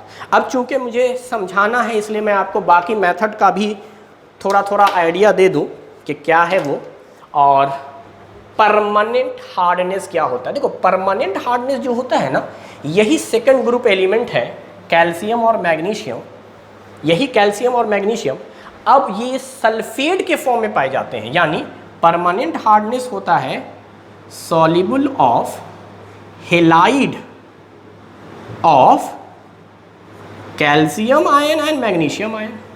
अच्छा, आप हेलाइड भी बोल सकते हो और सल्फेट भी बोल सकते हो, सल्फेट या हेलाइड, यानी कैल्शियम सल्फेट होगा या मैग्नीशियम सल्फेट होगा, कैल्शियम हेलाइड होंगे, मैग्नीशियम हेलाइड होंगे। तो ये सब हेलाइड्स होते हैं। अच्छा, इनको इस परमानेंट हार्डनेस को अगर हमें रिमूव करवाना है तो भाई इसके लिए मेथड्स हैं, आयन एक्सचेंज मेथड। इसमें जितने ऑप्शन आपको दिए हुए हैं क्लार्क को छोड़कर, सब परमानेंट हार्डनेस वाले को है। तो एक एक करके देखिए आयन एक्सचेंज मेथड क्या है। यार आयन एक्सचेंज मेथड जो है ना, उसमें जियोलाइट का इस्तेमाल करते हैं। आयन एक्सचेंज मेथड में आप जियोलाइट का इस्तेमाल करते हैं। अब ये जियोलाइट क्या होता है तो समझो, जियोलाइट किसको कहते हैं? Sodium aluminium silicate. यहाँ पे 4+ की ज़रूरत होती है। ये इस सिलिकॉन पे 4+ है और यहाँ ऑक्सीजन पे -2 × 4 यानी -8। ऑक्सीजन वाला पार्ट -8 और ये सारे के सारे प्लस में होंगे। सोडियम पे 1+, एल्युमिनियम पे 3+ और सिलिकॉन पे 4+। खैर, तो ये फॉर्मूला है sodium aluminium silicate. Ion exchange में हम इसका इस्तेमाल करते हैं। आयन एक्सचेंज में देखो, जैसे ही इसको हम लोग हार्ड वाटर में डालते हैं सोडियम आयन अलग हो जाता है। अच्छा, सोडियम आयन अलग हो गया तो यहाँ पर क्या बचेगा? एल्युमिनियम सिलिकेट और एक माइनस चार्ज।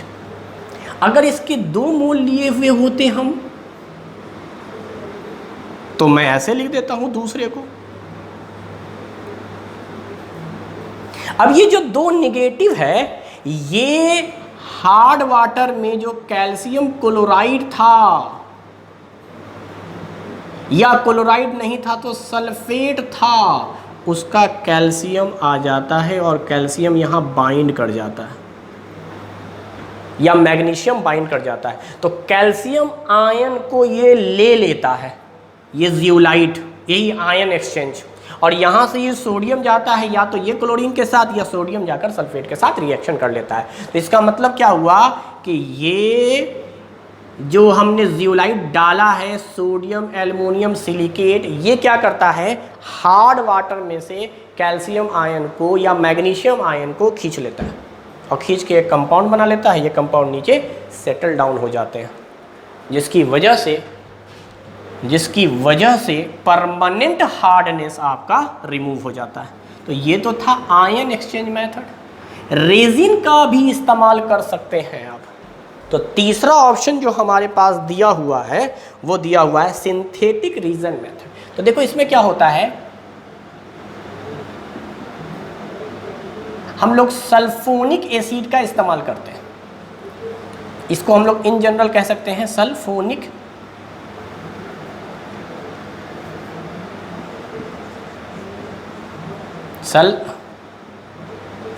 एसिड। एक्चुअली क्या है ना, स्पेलिंग में आप PH की जगह FB लिखते हैं।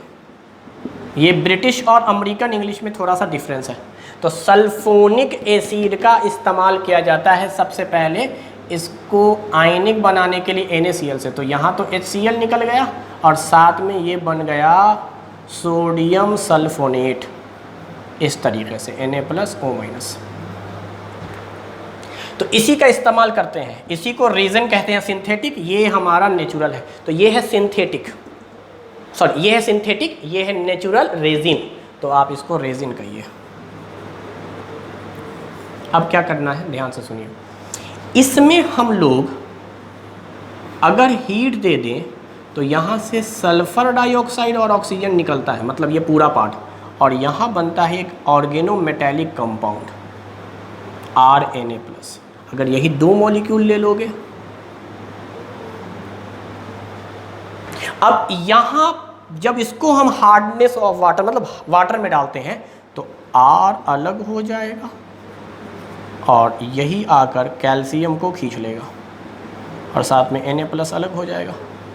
अब ये Na क्या करेगा, ये क्लोरीन का जो काउंटर पार्ट था क्लोरीन उसके साथ जाकर मिल जाएगा या सल्फेट के साथ जाकर मिल जाएगा। खैर कैल्शियम तो वाटर से रिमूव हो गया ना, तो याद रखिएगा सल्फोनिक एसिड की वजह से करेंगे तो सिंथेटिक, बड़ा आसान है, एस से सल्फोनिक, एस से synthetic reason.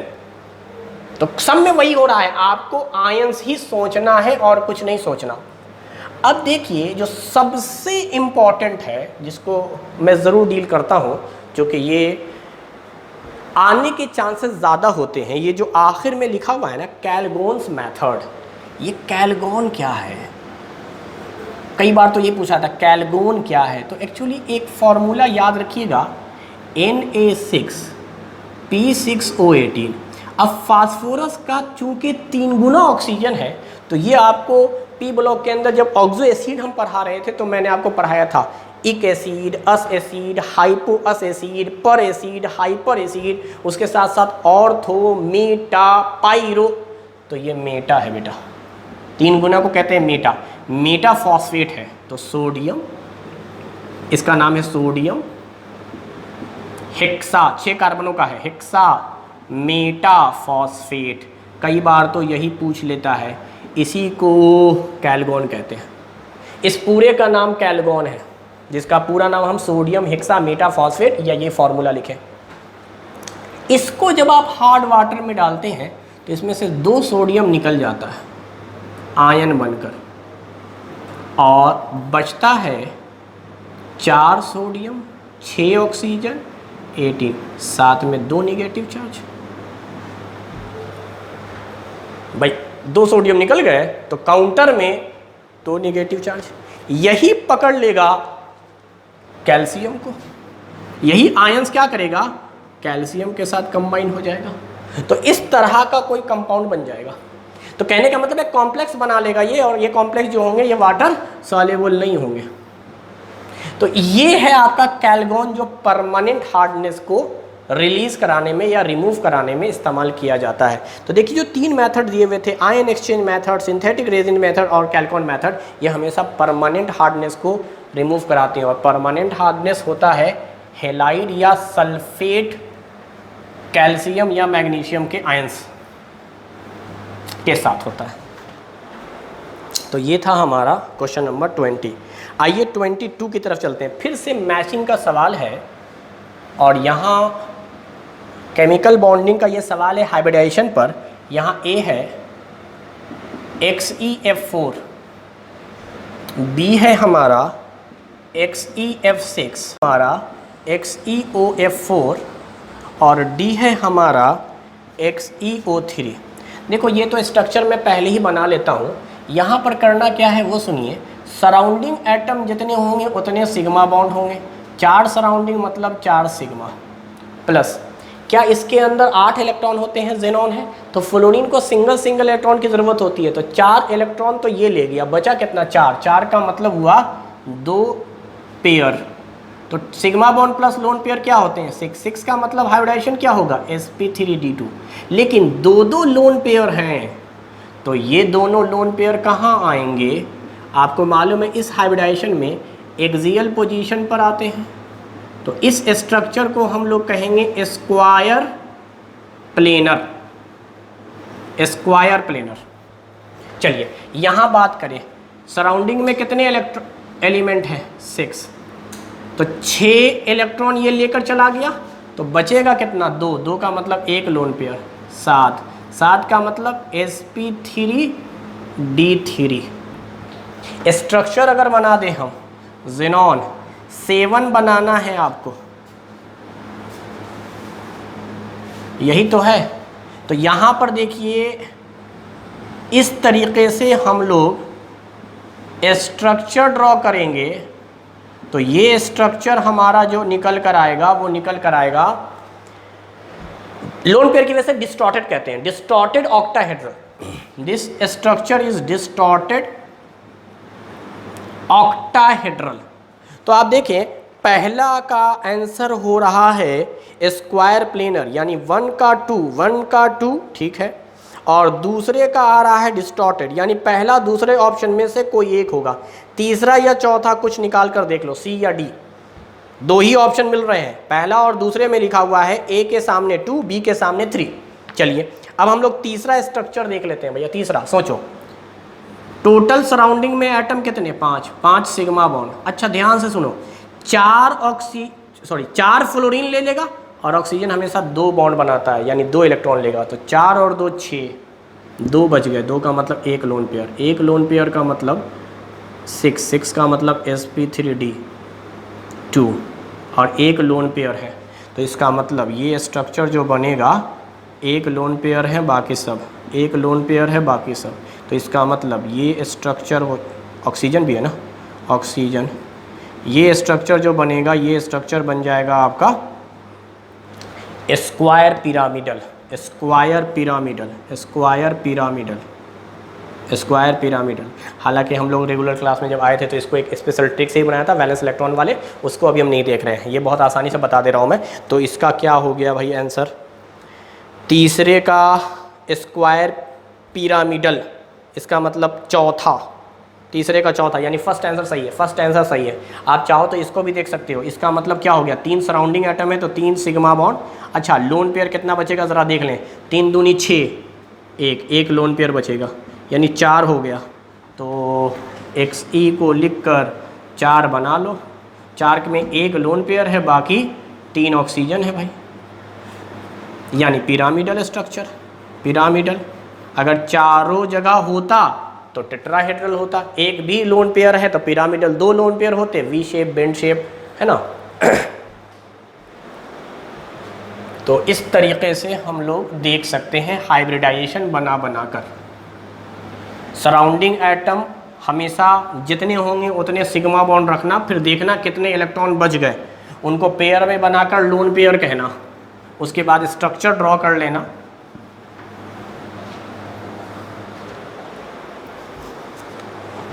Next question, question number 24। The correct structure of tribromo octa oxide, tribromo समझ में आ गया, 3 ब्रोमीन है, ट्राइब्रोमो ऑक्टा ऑक्साइड, यानी 8 ऑक्सीजन है, 1 2 3, 1 2 3 2 8, दिस इज द स्ट्रक्चर। ये रिडॉक्स रिएक्शन के अंदर दिया हुआ है ऑक्सीडेशन नंबर निकालने में। यहाँ स्ट्रक्चर आपसे पूछ लिया, बहुत आसान था। ब्रोमीन के पास टोटल 7 इलेक्ट्रॉन होते हैं, देखिए सातों यूज्ड हो रहे हैं, सातों यूज्ड हो रहे हैं, यहाँ भी सातों इस्तेमाल कर लिया जा रहा है। यहाँ पर देखिएगा 2 2 4 2 6, 1 बचा हुआ है ऑड इलेक्ट्रॉन, बस बाकी कुछ नहीं। अगर आप ऑक्सीडेशन नंबर की बात करें तो 2 2 4 2 6, दिस इज +6। ब्रोमीन का ऑक्सीडेशन नंबर कोई चेंज नहीं होगा, क्योंकि इलेक्ट्रॉन निगेटिव लगभग बराबर है। यहाँ पे ब्रोमीन का बताएं 2 2 4 2 6, यहाँ पर बताएं 2 2 4, तो अगर ब्रोमीन का पूछेगा तो कितना हो गया, 6 4 10 16, 16/3 एवरेज निकालेंगे तो हर एक का आ गया 646। तो खैर ये स्ट्रक्चर है आपका ट्राइब्रोमो ऑक्टा ऑक्साइड का। तो हम लोग क्वेश्चन नंबर 24 पे थे, तो करेक्ट आंसर इज ऑप्शन 4। यही सारे न्यूट्रल दिए हुए हैं, बाकी सब में निगेटिव चार्ज दिया है, तो निगेटिव चार्ज पे मत जाएंगे। यहाँ ऑक्साइड का मतलब है ऑक्सीजन का -2 है, हर जगह ऑक्सीजन का ऑक्सीडेशन नंबर -2 है। अगर ऑक्सीजन पर -2 चार्ज आता है, जो कि ब्रोमीन से खींच कर आ जाएगा, निगेटिव दिखलाने की जरूरत नहीं है, ब्रोमीन से खींच कर आ जाएगा, तो इसको ऑक्साइड कहेंगे। तो ऑक्सीजन पर अगर 2 माइनस चार्ज है तो ऑक्साइड है, इसलिए नाम में ऑक्साइड है और कुछ नहीं। तो ऑक्सीजन डबल बॉन्ड बनाएगा मेटल के साथ या लेस इलेक्ट्रॉन निगेटिव एटम के साथ, तो उस पर 2 निगेटिव चार्ज ऑक्सीडेशन नंबर के फॉर्म में आएगा ही आएगा। अगर ऑक्सीजन पर 1 निगेटिव चार्ज आता है तो उसको पर ऑक्साइड कहते हैं, और ऑक्सीजन पे अगर आधा निगेटिव चार्ज आता है तो उसको सुपर ऑक्साइड कहते हैं। Next question is question number 25। Which is the correct thermal stability of for H2E, E की जगह दिया है ऑक्सीजन, सल्फर, सेलेनियम, टेलिनियम, पोलिनियम। एकदम आसान क्वेश्चन है, जरा देखो। H2O, H2S, H2SE, ये हमारा 16 ग्रुप है, उससे टिपो। जैसे जैसे आप ऊपर से नीचे आते, देखो हाइड्रोजन तो सेम है, जैसे जैसे आप ऊपर से नीचे आते हैं, टॉप टू बॉटम आते हैं, क्या साइज बढ़ता है? साइज इंक्रीज होता है। साइज इंक्रीज होने की वजह से क्या बॉन्ड लेंथ बढ़ेगा? भाई ऑक्सीजन के साथ 2 हाइड्रोजन थे, तो ऑक्सीजन का साइज मान लो इतना है। अब यही सल्फर अगर आ गया और सल्फर का साइज इतना है, तो हाइड्रोजन तो दूर होगा। तो इसका मतलब क्या हुआ? इसको ब्रेक करना मुश्किल, इसको ब्रेक करना आसान। जैसे जैसे ऊपर से नीचे आइएगा साइज बढ़ेगा। मिसाल के तौर पे सेलेनियम की बात कर लीजिए, सेलेनियम और बड़ा साइज का एटम है, और बड़े साइज का एटम है, तो हाइड्रोजन और दूर होंगे, हाइड्रोजन और दूर होंगे। अगर मैं इसको दिखला रहा हूँ फिर भी यहाँ, तो ये कम बॉन्ड लेंथ, थोड़ा सा बॉन्ड लेंथ ज़्यादा और ज़्यादा, और नीचे आइएगा साइज बड़ा होगा, सेंट्रल एटम का साइज बड़ा होगा, उसके बाहर में होंगे एलिमेंट। तो इसका मतलब क्या हो गया? बॉन्ड लेंथ बड़ा हो गया, बॉन्ड लेंथ बड़ा हो गया तो ये आराम से ब्रेक हो सकता है। तो इसका मतलब ये सबसे ज़्यादा, ये सबसे कम, किस ऑर्डर में दिया है? इंक्रीजिंग ऑर्डर में दिया है। तो कुछ ना करो, सबसे बड़ा आराम से टूटेगा। तो उससे टिपो ग्रुप था, यही हमारा आएगा, oxygen, sulphur, selenium, tellurium, polonium, उससे टिपो। So the correct answer is option 2, option number 2, option number 2 is the correct answer, option number 2 is the correct answer. Question number 29, next question is 29। क्या कह रहा है? PCl5 में इनमें से कौन सा स्टेटमेंट गलत है? तो PCl5 जो है आपका, अगर उसका आप स्ट्रक्चर बनाओ, क्योंकि चारों ऑप्शन में आपको स्ट्रक्चर से रिलेटेड पूछा है, तो PCl5 का जो आप स्ट्रक्चर बनाओगे, PCl5 का, तो ऐसे ही देखो ना, 5 और वैलेंस इलेक्ट्रॉन भी इसका 5 ही होता है, तो 5 सिग्मा बॉन्ड बना लो, 5 सिग्मा बना लो, sp3d, this is chlorine, this is chlorine, this is chlorine, this is chlorine, this is chlorine, this is the structure of हेक्साहेड्रल, या इसको कहते हैं ट्राइगोनल बाइपिरामिडल, ट्राइगोनल बाइपिरामिडल। इसमें याद रखिएगा ये इक्वेटोरियल पोजीशन है, दीज आर इक्वेटोरियल पोजीशन, और इसमें आपको बताया गया है इक्वेटोरियल के बीच में बॉन्ड एंगल 120 का, एक्सियल इक्वेटोरियल में 90 डिग्री का, और एक्सियल में 180 का। ये एक्सियल है, यहाँ 180 का, ये एक्सियल इक्वेटोरियल है, इस तरह से है। तो ये ऊपर जो है ना, ऊपर नीचे, और यहाँ पे एक ट्रायंगल समझे, इस सरफेस पे ट्रायंगल समझे, एक ऊपर एक नीचे, ये है क्लोरीन ऊपर नीचे वाला। और यहाँ एक बड़ा इंपॉर्टेंट चीज़ ये है कि ये बॉन्ड लॉन्गर होते हैं, लॉन्गर बॉन्ड होता है एक्सियल वाला, ये शॉर्टर बॉन्ड है, इक्वेटोरियल का बॉन्ड शॉर्टर, एक्सियल वाला लॉन्गर, और एक्सियल के बीच में bond angle 180 degree, axial equatorial के बीच में 90 डिग्री, और इक्वेटोरियल में तो 120 होगा ही, ये तो 120 होगा ही। एक ट्रायंगल है और सेंटर के तीनों एंगल का सम 360 होता है, 360, एक सर्किल, तो हर एंगल 120 120 120। खैर, अब आते हैं क्वेश्चन पर। 2 axial PCl bond makes an angle of 180 degree each, सही बात है, पहला स्टेटमेंट सही बात है, 180 बनाएगा। Axial PCl bond are longer than equatorial, बिल्कुल सही बात है, एक्सियल वाला लॉन्गर होता है। PCl5 molecule is non reactive, ये गलत बात है, आगे मैं बताऊंगा क्यों गलत है। पहले चौथा ऑप्शन पढ़ लेते हैं। 3 equatorial PCl bond mix an angle of 120 with each other, सही बात है, इक्वेटोरियल वाले 120 बनाते हैं। देखो PCl5 में जब ये लॉन्गर है ना, तो आप इसको अगर हीट कर दोगे तो PCl3 और साथ में ये बनेगा Cl2, और यहाँ पे आ जाएगा लोन पेयर बेटा। इसका इस्तेमाल किया जाता है एल्कोहल के केस में, अगर आपको याद हो, ऑक्सीजन को ये ट्रैप कर लेता है। तो PCl5 एक बहुत ही रिएक्टिव एलिमेंट है, एक्सियल बॉन्ड इसका जो है वो लॉन्गर था, इसीलिए आसानी से टूट जाता है, आसानी से टूट जाता है, ये बात हमेशा याद रखिएगा। ये बॉन्ड टूटता है और फ्री रेडिकल स्टाइल में टूटता है, यहाँ पर अपना इलेक्ट्रॉन, ये अपना इलेक्ट्रॉन, ये वाला बॉन्ड टूट जाएगा, फ्लोरीन के पास अपना इलेक्ट्रॉन, क्लोरीन के पास अपना, और ये दोनों क्लोरीन एक दूसरे के साथ इलेक्ट्रॉन को शेयर करके Cl2 बना लेते हैं, और ये दोनों इलेक्ट्रॉन यहाँ पर आ जाता है, कहाँ पर? फास्फोरस के पास, as a lone pair of electron. तो ये बहुत रिएक्टिव है भाई। PCl5 को क्लोरीन डोनेटिंग एजेंट भी कहते हैं। तो इसमें से कह रहा था कौन सा स्टेटमेंट गलत है, तो आप क्या मारेंगे, आप मारेंगे तीसरा, जिसमें कहा था कि PCl5 नॉन रिएक्टिव है, जबकि हकीकत ये है कि PCl5 क्या है, रिएक्टिव एलिमेंट है। ऑर्गेनिक केमिस्ट्री में ये PCl5 क्या काम करता है, ऑक्सीजन को ड्रैग करने का काम करता है। जैसे मैं मिसाल के तौर पे आपको दिखला दूं, क्या ये एल्कोहल है, अगर एल्कोहल में मैं PCl5 से रिएक्शन करा दूं तो आप याद रखिएगा ये PCl5 टूट कर PCl3 है, साथ में इसके पास लोन पेयर है फास्फोरस के पास, और साथ में क्लोरीन है। तो क्या होगा, यहाँ से ये ऑक्सीजन को खींचेगा, ये बॉन्ड टूटेगा इस तरह से, और ऑक्सीजन आकर लग जाएगा इसके साथ, और ये बन जाएगा POCl3, साथ में इस R के साथ ये Cl, H के साथ Cl, यानी अल्काइल हैलाइड बन गया। एकदम आसान। अगर मान लो हम एल्डिहाइड के साथ रिएक्शन करा रहे हैं, यही PCl5 का, तो ध्यान रखना ये बनता है PCl, साथ में 2 क्लोरीन। यहाँ पे क्या होगा, ये दोनों टूटेंगे, तब ऑक्सीजन बिल्कुल अलग होगा, और ऑक्सीजन को अलग होना ही है, तो यहाँ पर बनेगा क्या, RC। अब यहीं पर 2 डॉट आ गए। अब एक डॉट जाएगा एक क्लोरीन के साथ, दूसरा डॉट जाएगा दूसरे क्लोरीन के साथ, और साथ में यहाँ तो H था ही, और जो ऑक्सीजन था वो आकर लग जाएगा यहाँ POCl3। जबकि यहाँ पर क्या हुआ है, यहाँ पर ये हुआ है, ये डॉट क्लोरीन के साथ, ये डॉट PCl3 के साथ, ये तो PCl3 के साथ जाकर बॉन्ड बना लेगा, और ये डॉट 2 क्लोरीन के साथ आपस में, चूँकि ये Cl2 का मतलब हुआ 2 क्लोरीन है डॉट की तरह, तो ये यहाँ, ये यहाँ, ये यहाँ पर भी ऐसा ही है। ये जब टूटेगा तो इस पर डॉट आएगा, इस पर डॉट आएगा, ये तो चला जाएगा यहाँ, और ये 2 क्लोरीन इस तरह से हैं, तो एक डॉट के साथ इसके, एक डॉट के साथ इसके।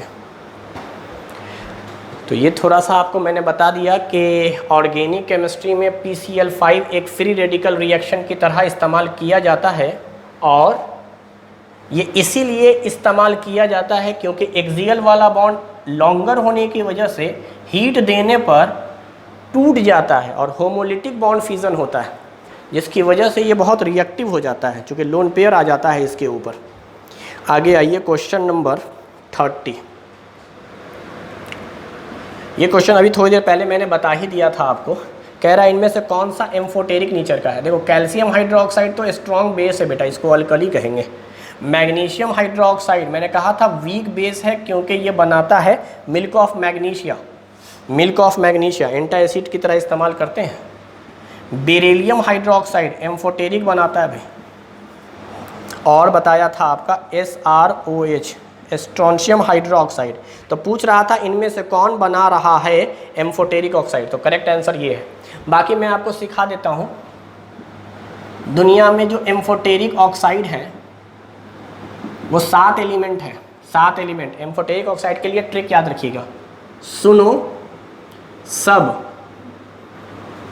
जन, आस, प्रभु, अल्लाह, बी। यानी ये इतने ही एलिमेंट हैं, 7 एलिमेंट 1 2 3 4 5 6 एंड 7 जो एम्फोटेरिक ऑक्साइड बनाते हैं। तो इसके लिए मैं कोड बनाता हूँ, सुनो, सब, जन, जन मतलब लोग, पब्लिक, उसको हिंदी में कहते हैं जन, की आस, इसको कहते हैं प्रभु, इसको कहते हैं अल्लाह, इसको कहते हैं लास्ट में आमीन। आमीन को इंग्लिश में कहते हैं बी, बी का मतलब हो जाना, और आमीन का मतलब भी होता है हो जाना।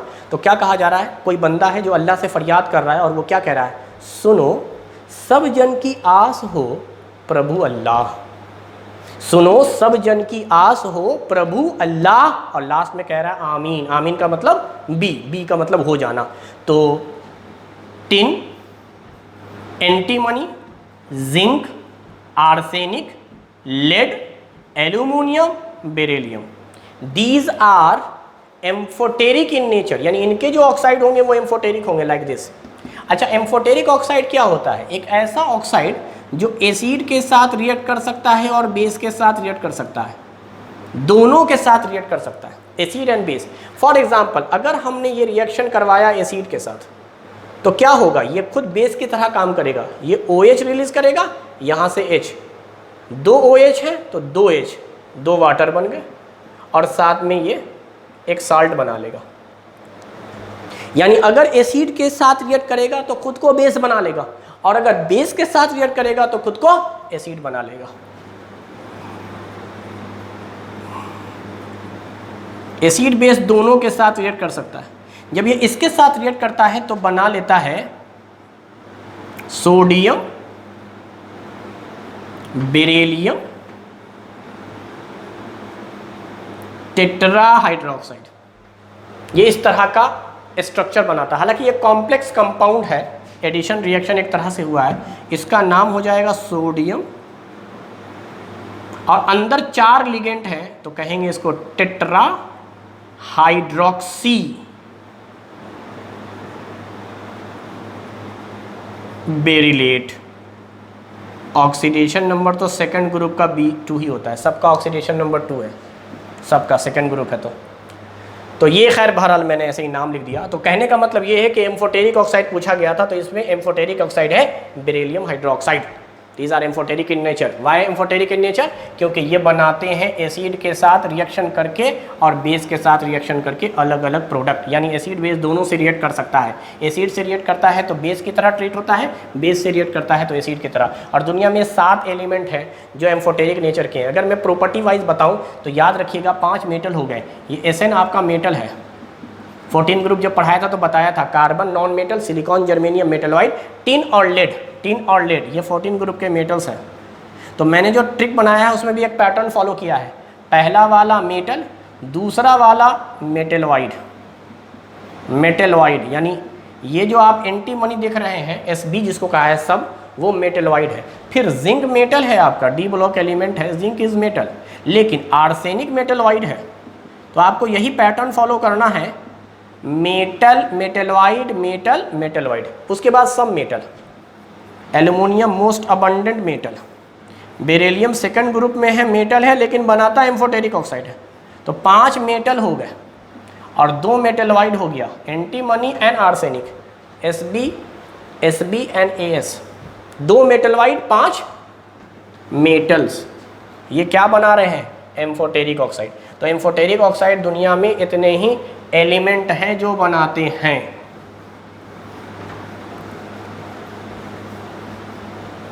चलिए नेक्स्ट क्वेश्चन की तरफ आते हैं। क्वेश्चन नंबर 30 हो गया था हमारा। नेक्स्ट क्वेश्चन है 34। अच्छा 34 से पहले मैं आपको बता दूं 32। लास्ट लेक्चर में जब हम फिजिकल का डील कर रहे थे तो उसमें एक क्वेश्चन छूट गया था हमारा। टोटल 18 सवाल फिजिकल केमिस्ट्री से आए थे, इसमें 17 मैंने डील किया था। एक क्वेश्चन वो नज़र के धोखे से शायद छूट गया था। तो जब इनऑर्गेनिक केमिस्ट्री को मैं डील कर रहा था तो उसमें ये क्वेश्चन मुझे मिला। 32 क्वेश्चन को मैंने डील नहीं किया था। तो देखिए मैं 32 क्वेश्चन, हालांकि ये फिजिकल केमिस्ट्री का पोर्शन है, मैं लिख देता हूँ, ये फिजिकल केमिस्ट्री का है और इलेक्ट्रोकेमिस्ट्री चैप्टर से, इलेक्ट्रोकेमिस्ट्री चैप्टर से क्वेश्चन है। क्या है सवाल जरा देख लेते हैं। For the cell reaction ferric aqueous +2 I minus aqueous react कर रहा है, फेरस एक्वस बना रहा है, साथ में आयोडीन। ये रिएक्शन है और इस रिएक्शन का E0 सेल दे रखा है 0.24 वोल्ट एट 298 केल्विन। स्टैंडर्ड गिव्स फ्री एनर्जी निकालना है। स्टैंडर्ड का मतलब हो गया G0 सेल। अगर स्टैंडर्ड नहीं होता तो G सेल। तो ये तो बड़ा अच्छा है। अगर स्टैंडर्ड बोला है तो इसका तो फॉर्मूला हो जाएगा -NF स्टैंडर्ड सेल पोटेंशियल। अगर ये स्टैंडर्ड नहीं होता, खाली डेल्टा G होता, तो यहाँ पर E0 नहीं होता। ये स्टैंडर्ड है, समझ में आ रहा है? स्टैंडर्ड कब होता है? जब टेम्परेचर आपका रूम पर हो, यानी 25 डिग्री सेल्सियस या 298 केल्विन, और कंसंट्रेशन सबका 1 मोलर हो और प्रेशर 1 एटमॉस्फेरिक हो। तो 1 मोलर कंसंट्रेशन हुआ करे। खैर बहरहाल, तो ये हमारे पास है। तो यहाँ तो बहुत आराम से दिख रहा है। N कितना होगा भाई? तो कितने इलेक्ट्रॉन जा रहे हैं ज़रा देखो। यहाँ Fe+3 में है, यहाँ Fe+2 में है, यानी चेंज इन ऑक्सीडेशन नंबर 1 का, लेकिन है टोटल कितने 2, तो 2 का चेंज हुआ है। या तो आप प्लस पर देख लो या आप माइनस पर देख लो। I-2 है, यानी 1 का चेंज हो रहा है, 1 का 2 का चेंज हो जाएगा, यानी टोटल देखो ना, टोटल कितना आएगा, यहाँ 2 माइनस है और यहाँ 0 है, यानी चेंज 2 का। यहाँ पे टोटल 6 प्लस है, यहाँ पे 4 प्लस है, 2 का चेंज। तो चेंज इन ऑक्सीडेशन नंबर या नंबर ऑफ इलेक्ट्रॉन जो भी आप कहें, कितने का चेंज हुआ है, 2 का। F क्या है, Faraday constant 96500। E naught cell की वैल्यू कितनी है, 024। राउंड ऑफ करके बनाते हैं, हालांकि ऑप्शन दिया हुआ है लेकिन मैं राउंड ऑफ करके बनाता हूं। मैं इसको 25 मान लेता हूं, ऐसे ही सोच रहा हूं मैं, 25 ऐसे ही बोल रहा हूं मैं, क्योंकि ये पॉइंट से ये 2 0 खत्म हो गया, समझ गया, तो इसको मैंने 25 बोल दिया समझने के लिए। वैसे 24 है, 25 × 2 कितना हो गया, 50।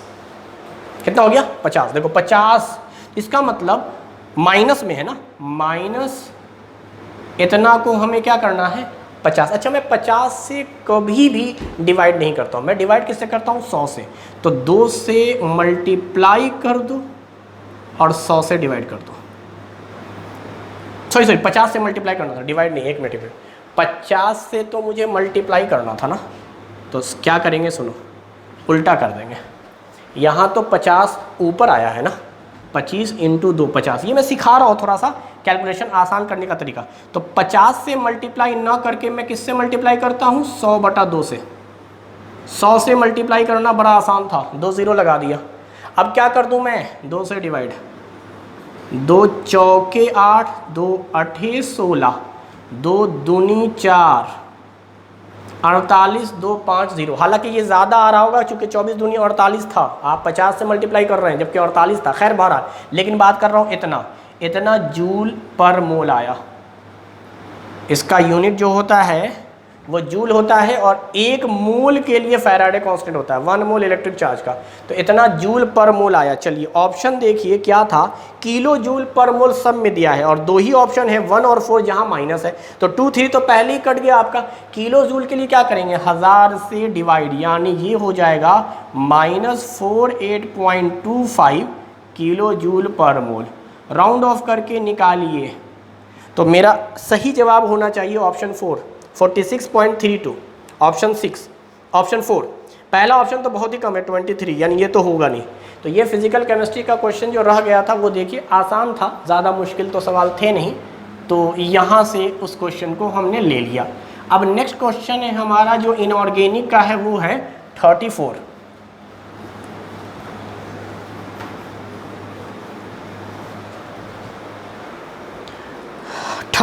क्वेश्चन में कह रहा है विच वन इज, ये ऐसे ही आ गया है क्वेश्चन, और वाला है मेटलर्जी टॉपिक से, और बहुत ही आसान क्वेश्चन मेटलर्जी से उसने पूछ दिया था। अभी बताता हूं मैं।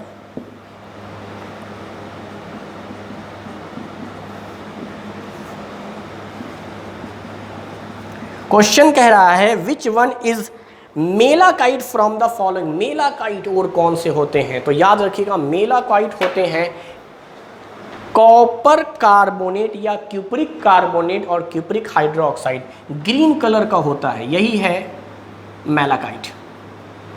मेलाकाइट और ग्रीन कलर के होते हैं, ये याद रखिएगा। तो करेक्ट आंसर इज, बाकी की बात करते हैं, ये तो खैर ठीक है, एक बेस है क्यूप्रिक हाइड्रोक्साइड। ये जो है फेरस फेरिक ऑक्साइड, इसका नाम है मैग्नेटाइट। मैग्नेटाइट आयरन का ओर है, ferrous ferric oxide, ferrous ferric oxide. इसमें भी अगर आप जानो तो ये इस तरह से है, Fe2O3, इसको कहते हैं फेरिक ऑक्साइड, प्लस ये मिक्सचर है फेरस ऑक्साइड। यहाँ +2 ऑक्सीडेशन नंबर होता है, यहाँ +3 क्योंकि 2 आयरन है और दोनों फेरिक +3 में है, तो इसका मतलब इन दोनों को जब मिलाया गया है तो बना है ये Fe3O4 magnetite. Ferric oxide and this is ferrous oxide. तो इसके अंदर अगर ऑक्सीडेशन नंबर पूछेगा तो आप बोलिएगा +3 +3 एंड +2, 3 आयरन है, तीनों आयरन का ऑक्सीडेशन नंबर अलग अलग है। अच्छा ये क्या है, तो ये है कॉपर पाइराइट, इसका नाम है कॉपर पाइराइट या इसी को कहते हैं कैल्कोपाइराइट। कैल्कोपाइराइट ये इंपॉर्टेंट है। तो और आप याद रखें, मेटलर्जी चैप्टर से आसान क्वेश्चन पूछ दिया था मैलाकाइट के बारे में, मैलाकाइट पढ़ाया जा चुका है आपको। कॉपर की ओर है, कॉपर जो है कार्बोनेट के फॉर्म में पाया जाता है और हाइड्रोक्साइड के फॉर्म में। तो ये क्वेश्चन था आपका 34। नेक्स्ट क्वेश्चन है आपका 36। 36 क्वेश्चन क्या है, which of the following is incorrect statement. 36 silicon tetrachloride is easily hydrolyse, बिल्कुल सही स्टेटमेंट है। सिलिकॉन टेट्राक्लोराइड, देखिए सिलिकॉन टेट्रा मॉलिक्यूल बनाएंगे, हेक्सा नहीं बनाते हैं, मैंने पढ़ाया था, लेकिन ये सही स्टेटमेंट था भाई। दूसरा स्टेटमेंट क्या कह रहा है, नंबरिंग इस तरह से है, नंबर 1 नंबर 2। दूसरा स्टेटमेंट क्या कह रहा है, जर्मेनियम के X4 मतलब tetra is more stable then GeX2। Inert pair effect, बिल्कुल सही बात है, इनर्ट पेयर इफेक्ट। कैसी गीत सुनाऊं प्यारे बच्चों, देखिए कार्बन बनाता है हमेशा +4 ऑक्सीडेशन नंबर, यानी इसके अंदर कॉन्फ़िगरेशन क्या है, S2P2 14 ग्रुप का NSNP, यानी S और P दोनों से इलेक्ट्रॉन निकल जाते हैं। सिलिकॉन में भी दोनों से निकल जाते हैं, जर्मेनियम में +4 +2 दोनों हैं, बट +4 इज मोर स्टेबल, यानी दोनों से आराम से निकल जाएगा। टिन के अंदर +2 इज मोर स्टेबल देन +4 और लेड ज़्यादातर +2 ही बनाता है। इनर्ट पेयर इफेक्ट कहते हैं, यानी जैसे जैसे आप ऊपर से नीचे जाते हैं वैसे वैसे होता क्या है कि इसके जो Z है ना, Z की वैल्यू बढ़ती जाती है। Z मतलब नंबर ऑफ प्रोटॉन। तो नंबर ऑफ प्रोटॉन जब बढ़ेगा ना तो वो आउटर मोस्ट ऑर्बिट को खींचेगा। आउटर मोस्ट ऑर्बिट में भी कौन सा है भाई, S एक सिमेट्रिक फिगर है, तो S काफ़ी अंदर की तरफ आ जाता है, तो S से इलेक्ट्रॉन जाना बंद हो जाते हैं, इसी को इनर्ट पेयर इफेक्ट कहते हैं। तो अगर S से इलेक्ट्रॉन नहीं जाएगा, खाली P से इलेक्ट्रॉन जाएगा तो +2 देगा। लेकिन जर्मेनियम जो होता है उतना बड़ा साइज नहीं होता, या यूँ समझे उसका Z उतना इफेक्टिव नहीं होता कि S को पूरी तरह से खींच ले, इसलिए S से भी इलेक्ट्रॉन जाते हैं, इसलिए जर्मेनियम 4 यानी +4 में एग्जिस्ट करता है। यहाँ +2 है, +2 भी बनाता है बट +4 ज़्यादा स्टेबल है। ये स्टेटमेंट भी सही था। तीसरा, SnF4 is ionic in nature, बिल्कुल सही बात है, फ्लोराइड हमेशा आयनिक नेचर का होता है, अभी बताऊंगा मैं क्यों। चौथा, PbF4 इसको वैलेंट नेचर, यही स्टेटमेंट गलत है। तो हमसे पूछा था कौन इनकरेक्ट है, तो मेरा सही जवाब होगा 4, मेरा सही जवाब होगा 4, क्योंकि ये सब तो सही स्टेटमेंट है, यही स्टेटमेंट गलत है। तो जो गलत है वही वाला पूछा गया है आपसे, तो आप बोलिएगा PbF4। अभी मैंने कहा था ना फ्लोरीन वाला आयनिक होता है, क्यों होता है, फजांस रूल बेटा, फजांस रूल। फजांस रूल का क्या कहना है, फजांस रूल का कहना ये है कि जो आयनिक कंपाउंड होता है वो 100% नहीं होता है।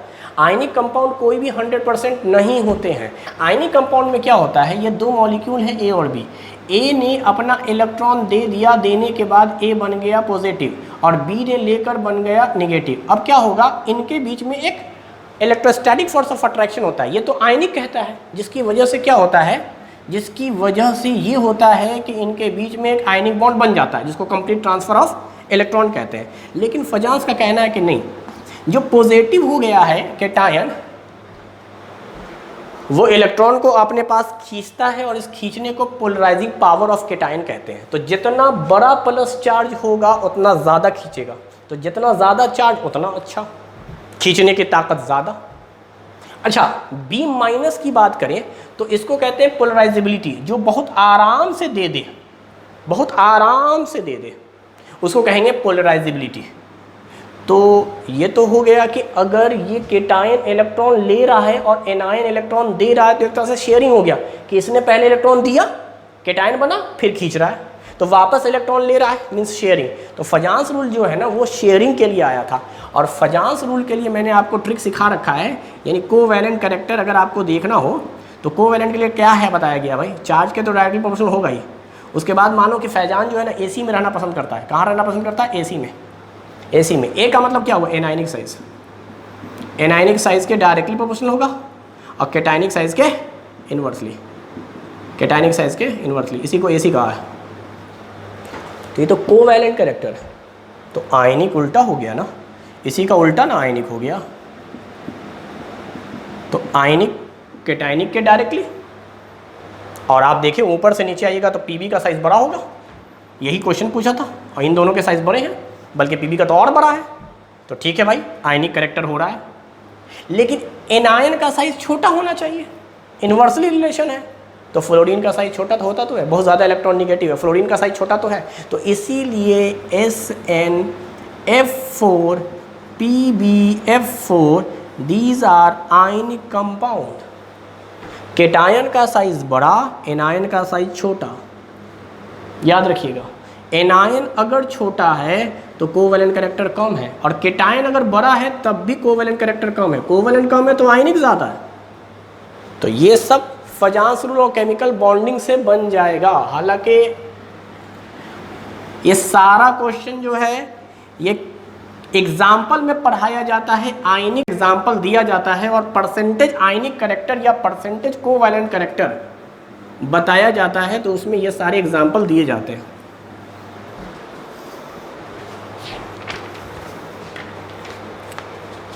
चलिए नेक्स्ट क्वेश्चन है question number 42। What is the correct electronic configuration of the central atom K4 FeCN6 based on crystal field theory? याद रखिए क्रिस्टल फील्ड थ्योरी की बात कर रहा है, तो ध्यान से अगर आप देखें तो ये एक ऑक्टाहेड्रल ज्योमेट्री है, और ऑक्टाहेड्रल का मतलब हो गया कि ऑक्टाहेड्रल के अंदर जो डी ऑर्बिटल ब्रेक होते हैं वो ब्रेक होते हैं इस तरीके से। यहाँ होता है T2G, यहाँ होता है EG। अगर यही होता टेट्राहेड्रल तो नीचे होता EG, ऊपर होता T2G। तो ऑक्टाहेड्रल में इस तरह से ब्रेक होता है। अब यहाँ पे इंपॉर्टेंट चीज़ क्या है? साइनाइड एक स्ट्रॉन्ग लिगेंड है बेटा। साइनाइड कैसा है? Strong ligand. स्प्लिटिंग ज़्यादा होगी पेयरिंग एनर्जी से। यानी स्ट्रॉन्ग लिगेंड क्या बोलता है कि अगर लिगेंड का नेचर स्ट्रॉन्ग है तो जो स्प्लिटिंग होगी वो ज़्यादा होगी पेयरिंग एनर्जी से। मतलब पेयर करना ज़्यादा आसान है इलेक्ट्रॉन को यहाँ पहुँचाने के मुकाबले, पेयरिंग एनर्जी कम है। पेयरिंग एनर्जी से ज़्यादा बढ़ोगे तब इलेक्ट्रॉन आएंगे हायर ऑर्बिटल में। तो 3 ऑर्बिटल नीचे हैं, 2 ऑर्बिटल ऊपर है। जो 3 नीचे हैं वो बिटवीन दी एक्सिस वाले हैं, X Y, Y Z, Z X, और जो ऊपर हैं ये हैं जेड स्क्वायर या X square minus Y square. दोनों की एनर्जी बराबर है, इसलिए किसी को पहले किसी को बाद में लिख सकते हैं। अच्छा, इसकी जो एनर्जी की वैल्यू आती है वो क्या आती है? -6 DQ। इसकी जो आती है कितनी आती है? +4 DQ। इसीलिए टोटल जो चेंज होता है ऑक्टाहेड्रल में वो होता है 10 DQ। अगर इसको हम लोग डेल्टा O के टर्म में यानी ऑक्टाहेड्रल के टर्म में लिखे तो -0.6 डेल्टा O, इसको लिखेंगे तो लिखेंगे, अच्छा गलत हो गया, ये 4 है, -4, ये है +6, -4 +6, यही बताऊंगा कैसे। और ये आ जाएगा आपका +0.6 डेल्टा O। ये पढ़ाया गया था ना आपको कि इसकी एनर्जी कैसे निकाल रहे हैं। देखो ये 0 है बेटा, ये तो 0 है बेरी सेंटर, तो 0 से नीचे आओगे तो -0, से ऊपर जाओगे तो प्लस। तो निगेटिव पॉजिटिव तो खैर कोई बड़ी चीज़ नहीं है। इस D के नीचे चला गया है तो निगेटिव, ऊपर चला गया है तो पॉजिटिव। अब देखो नीचे आने का मतलब निगेटिव, ऊपर जाने का मतलब पॉजिटिव। 4 कहाँ से आया तो ज़रा देखो, या 0.4 कहाँ से आया तो देखो। कितने ऑर्बिटल हैं? 3। तो कितने नहीं हैं? 2 ऑर्बिटल नहीं आए 5 में से। D के अंदर 5 ऑर्बिटल होते हैं, तो 2 नहीं आए, यही वैल्यू आता है 0.4। ऊपर देखो कितने नहीं आए? 3 नहीं आए, कितने में से? 5 में से, यही वैल्यू आता है 0.6। तो ये 0.6 आ रहा है, ये 0.4 आ रहा है। आने का रीज़न ये है कि जो आया है वो तो ठीक है, जो नहीं आया है वो ऊपर लिखो डिवाइड बाई टोटल। तो खैर ये सब तो हमने बातें कर ली, पेयरिंग एनर्जी ज़्यादा है और ये सब। यहाँ पर सिंपल इलेक्ट्रॉनिक कॉन्फिगरेशन लिखना था बेटा। तो इलेक्ट्रॉनिक कॉन्फिगरेशन के लिए तो आपको पता है ना कि आयरन का ऑक्सीडेशन स्टेट कितना आता है? जवाब है +2। क्यों? क्योंकि ये 4 में था और ये -1 × 6, -6 और +4 -2 यानी ये +2। +2 का मतलब क्या हो गया, आयरन का अगर आप देखें तो इलेक्ट्रॉनिक कॉन्फ़िगरेशन 26 है, 26 बता रहा है, s में 2 इलेक्ट्रॉन, d में 6, आउटर मोस्ट ऑर्बिट s है, s से इलेक्ट्रॉन निकल गया, d में 6 इलेक्ट्रॉन है। अब 6 इलेक्ट्रॉन देखो कैसे भरोगे, d में 6 कैसे भरोगे, पहला, दूसरा, तीसरा, चौथा यहाँ नहीं जाएगा, पेयरिंग वाली एनर्जी कम है तो पेयर करना पसंद करेगा, चौथा, पाँचवा, छठा, यानी कॉन्फ़िगरेशन हो गया T2G में 6 इलेक्ट्रॉन, Ag खाली। अगर आपसे यही एनर्जी बोलता तो हर इलेक्ट्रॉन की एनर्जी है -4 dq, तो 6 की क्रिस्टल फील्ड स्टेबलाइजिंग या स्प्लिटिंग एनर्जी हो जाती -24 dq या -2.4 डेल्टा O। बाकी सब तो है ही। अगर कॉन्फ़िगरेशन मतलब इलेक्ट्रॉनिक कॉन्फ़िगरेशन तो हो गया, अगर आपसे हाइब्रिडाइजेशन बोलेगा तो अब साइनाइड इन ऑर्बिटलों में आएंगे, क्योंकि यहाँ मेटल ने इलेक्ट्रॉन नहीं दिया है, तो D2sp3 बनेगा। अगर मैं इसका हाइब्रिडाइजेशन लिखूँ तो बनेगा D2sp3, इनर कॉम्प्लेक्स है, इनर्ट है, तो इस तरह से बहरहाल खैर बनता है। तो करेक्ट आंसर इसमें क्या हो गया बेटा, पहला, first is the correct answer, T2G में 6, Eg में 0। देखिए लास्ट क्वेश्चन है आपका क्वेश्चन नंबर 45। हालांकि ये ऑर्गेनिक में भी रखा जाता है, लेकिन मैं इसको यहीं पे डील कर लेता हूँ क्योंकि आसान सा क्वेश्चन आ गया था। कह रहा है ATP में कौन सा मेटल को फैक्टर की तरह इस्तेमाल किया जाता है, तो करेक्ट आंसर है मैग्नीशियम, Mg। 45 का करेक्ट आंसर है 1, मैग्नीशियम। याद रखिएगा इस मैग्नीशियम का इस्तेमाल किया जाता है। ATP में 3 फॉस्फेट होते हैं, एडेनोसिन ट्राइफॉस्फेट, तो दूसरे और तीसरे पहले और दूसरे फॉस्फेट के बीच में मैग्नीशियम की ज़रूरत पड़ती है और दूसरे और तीसरे के बीच में मैग्नीशियम आयन की ज़रूरत पड़ती है। एक्चुअली मैग्नीशियम आयन जो होते हैं इस पर 2-2 प्लस चार्ज होते हैं, यही कनेक्ट करता है एक फॉस्फेट दूसरे फॉस्फेट को, फिर दोबारा से मैग्नीशियम की ज़रूरत पड़ती है, यही है ATP, एडेनोसिन ट्राइफॉस्फेट। 3 फॉस्फेट होते हैं और 2 मैग्नीशियम आयन आता है। तो याद रखिएगा Mg का इस्तेमाल किया जाता है ATP में, इसी मैग्नीशियम का इस्तेमाल किया जाता है क्लोरोफिल में। तो अगर क्लोरोफिल आए, चाहे A हो चाहे B हो, मैग्नीशियम का ही इस्तेमाल होता है। हाँ, हीमोग्लोबिन अगर होगा तो आयरन, हीमोग्लोबिन में आयरन, ठीक है। विटामिन B12 जो है उसका नाम ही है कोबाल्ट अमीन, उसमें कोबाल्ट। तो याद रखो यहाँ पर तो सवाल आया था ATP में कौन सा इस्तेमाल होता है, तो करेक्ट आंसर है मैग्नीशियम। तो इस तरह से आप देखें तो हम लोगों ने आज इनऑर्गेनिक केमिस्ट्री का पोर्शन लिया। इनऑर्गेनिक केमिस्ट्री में मेनली जो अगर आप देखें तो क्वेश्चन ब्लॉक पर आए हैं और उसमें भी साइज वाइज का कॉन्सेप्ट है, आयोनाइजेशन एनर्जी का कॉन्सेप्ट है, यानी periodic table, atomic structure, periodic table और साथ में केमिकल बॉन्डिंग, ये बहुत इंपॉर्टेंट टॉपिक है, इसको आपको पढ़ना है। हालांकि इसमें और क्वेश्चन बन सकते थे, वो जनरली नहीं आए, जैसे डाइपोल मोमेंट पर क्वेश्चन आता है तो वो आ सकता है, ठीक है। डाइपोल मोमेंट वैसे MOT पर आ चुका, हाइब्रिडाइजेशन पे भी आ चुका, डाइपोल मोमेंट एक थोड़ा सा रह गया है उसमें। उसके अलावा और भी क्वेश्चन आ सकते थे, जैसे बॉन्ड एंगल का पूछ सकता था आपसे कि किसका बॉन्ड एंगल ज़्यादा है, किसका बॉन्ड एंगल कम है, ऑक्टेट रूल पे सवाल आ सकते थे। लेकिन चलिए नहीं आए हैं तो नेक्स्ट दूसरे साल का जब हम देखेंगे तो शायद उसमें क्वेश्चन हो। तो कुल मिलाकर ये क्वेश्चन था आपका इनऑर्गेनिक का पोर्शन। तो अब जो हमारा नेक्स्ट सेशन होगा, तीसरा लेक्चर 2019 में, उसमें हम लोग ऑर्गेनिक केमिस्ट्री के टॉपिक को डील करेंगे। तो आज के लिए इतना ही, थैंक यू वेरी मच।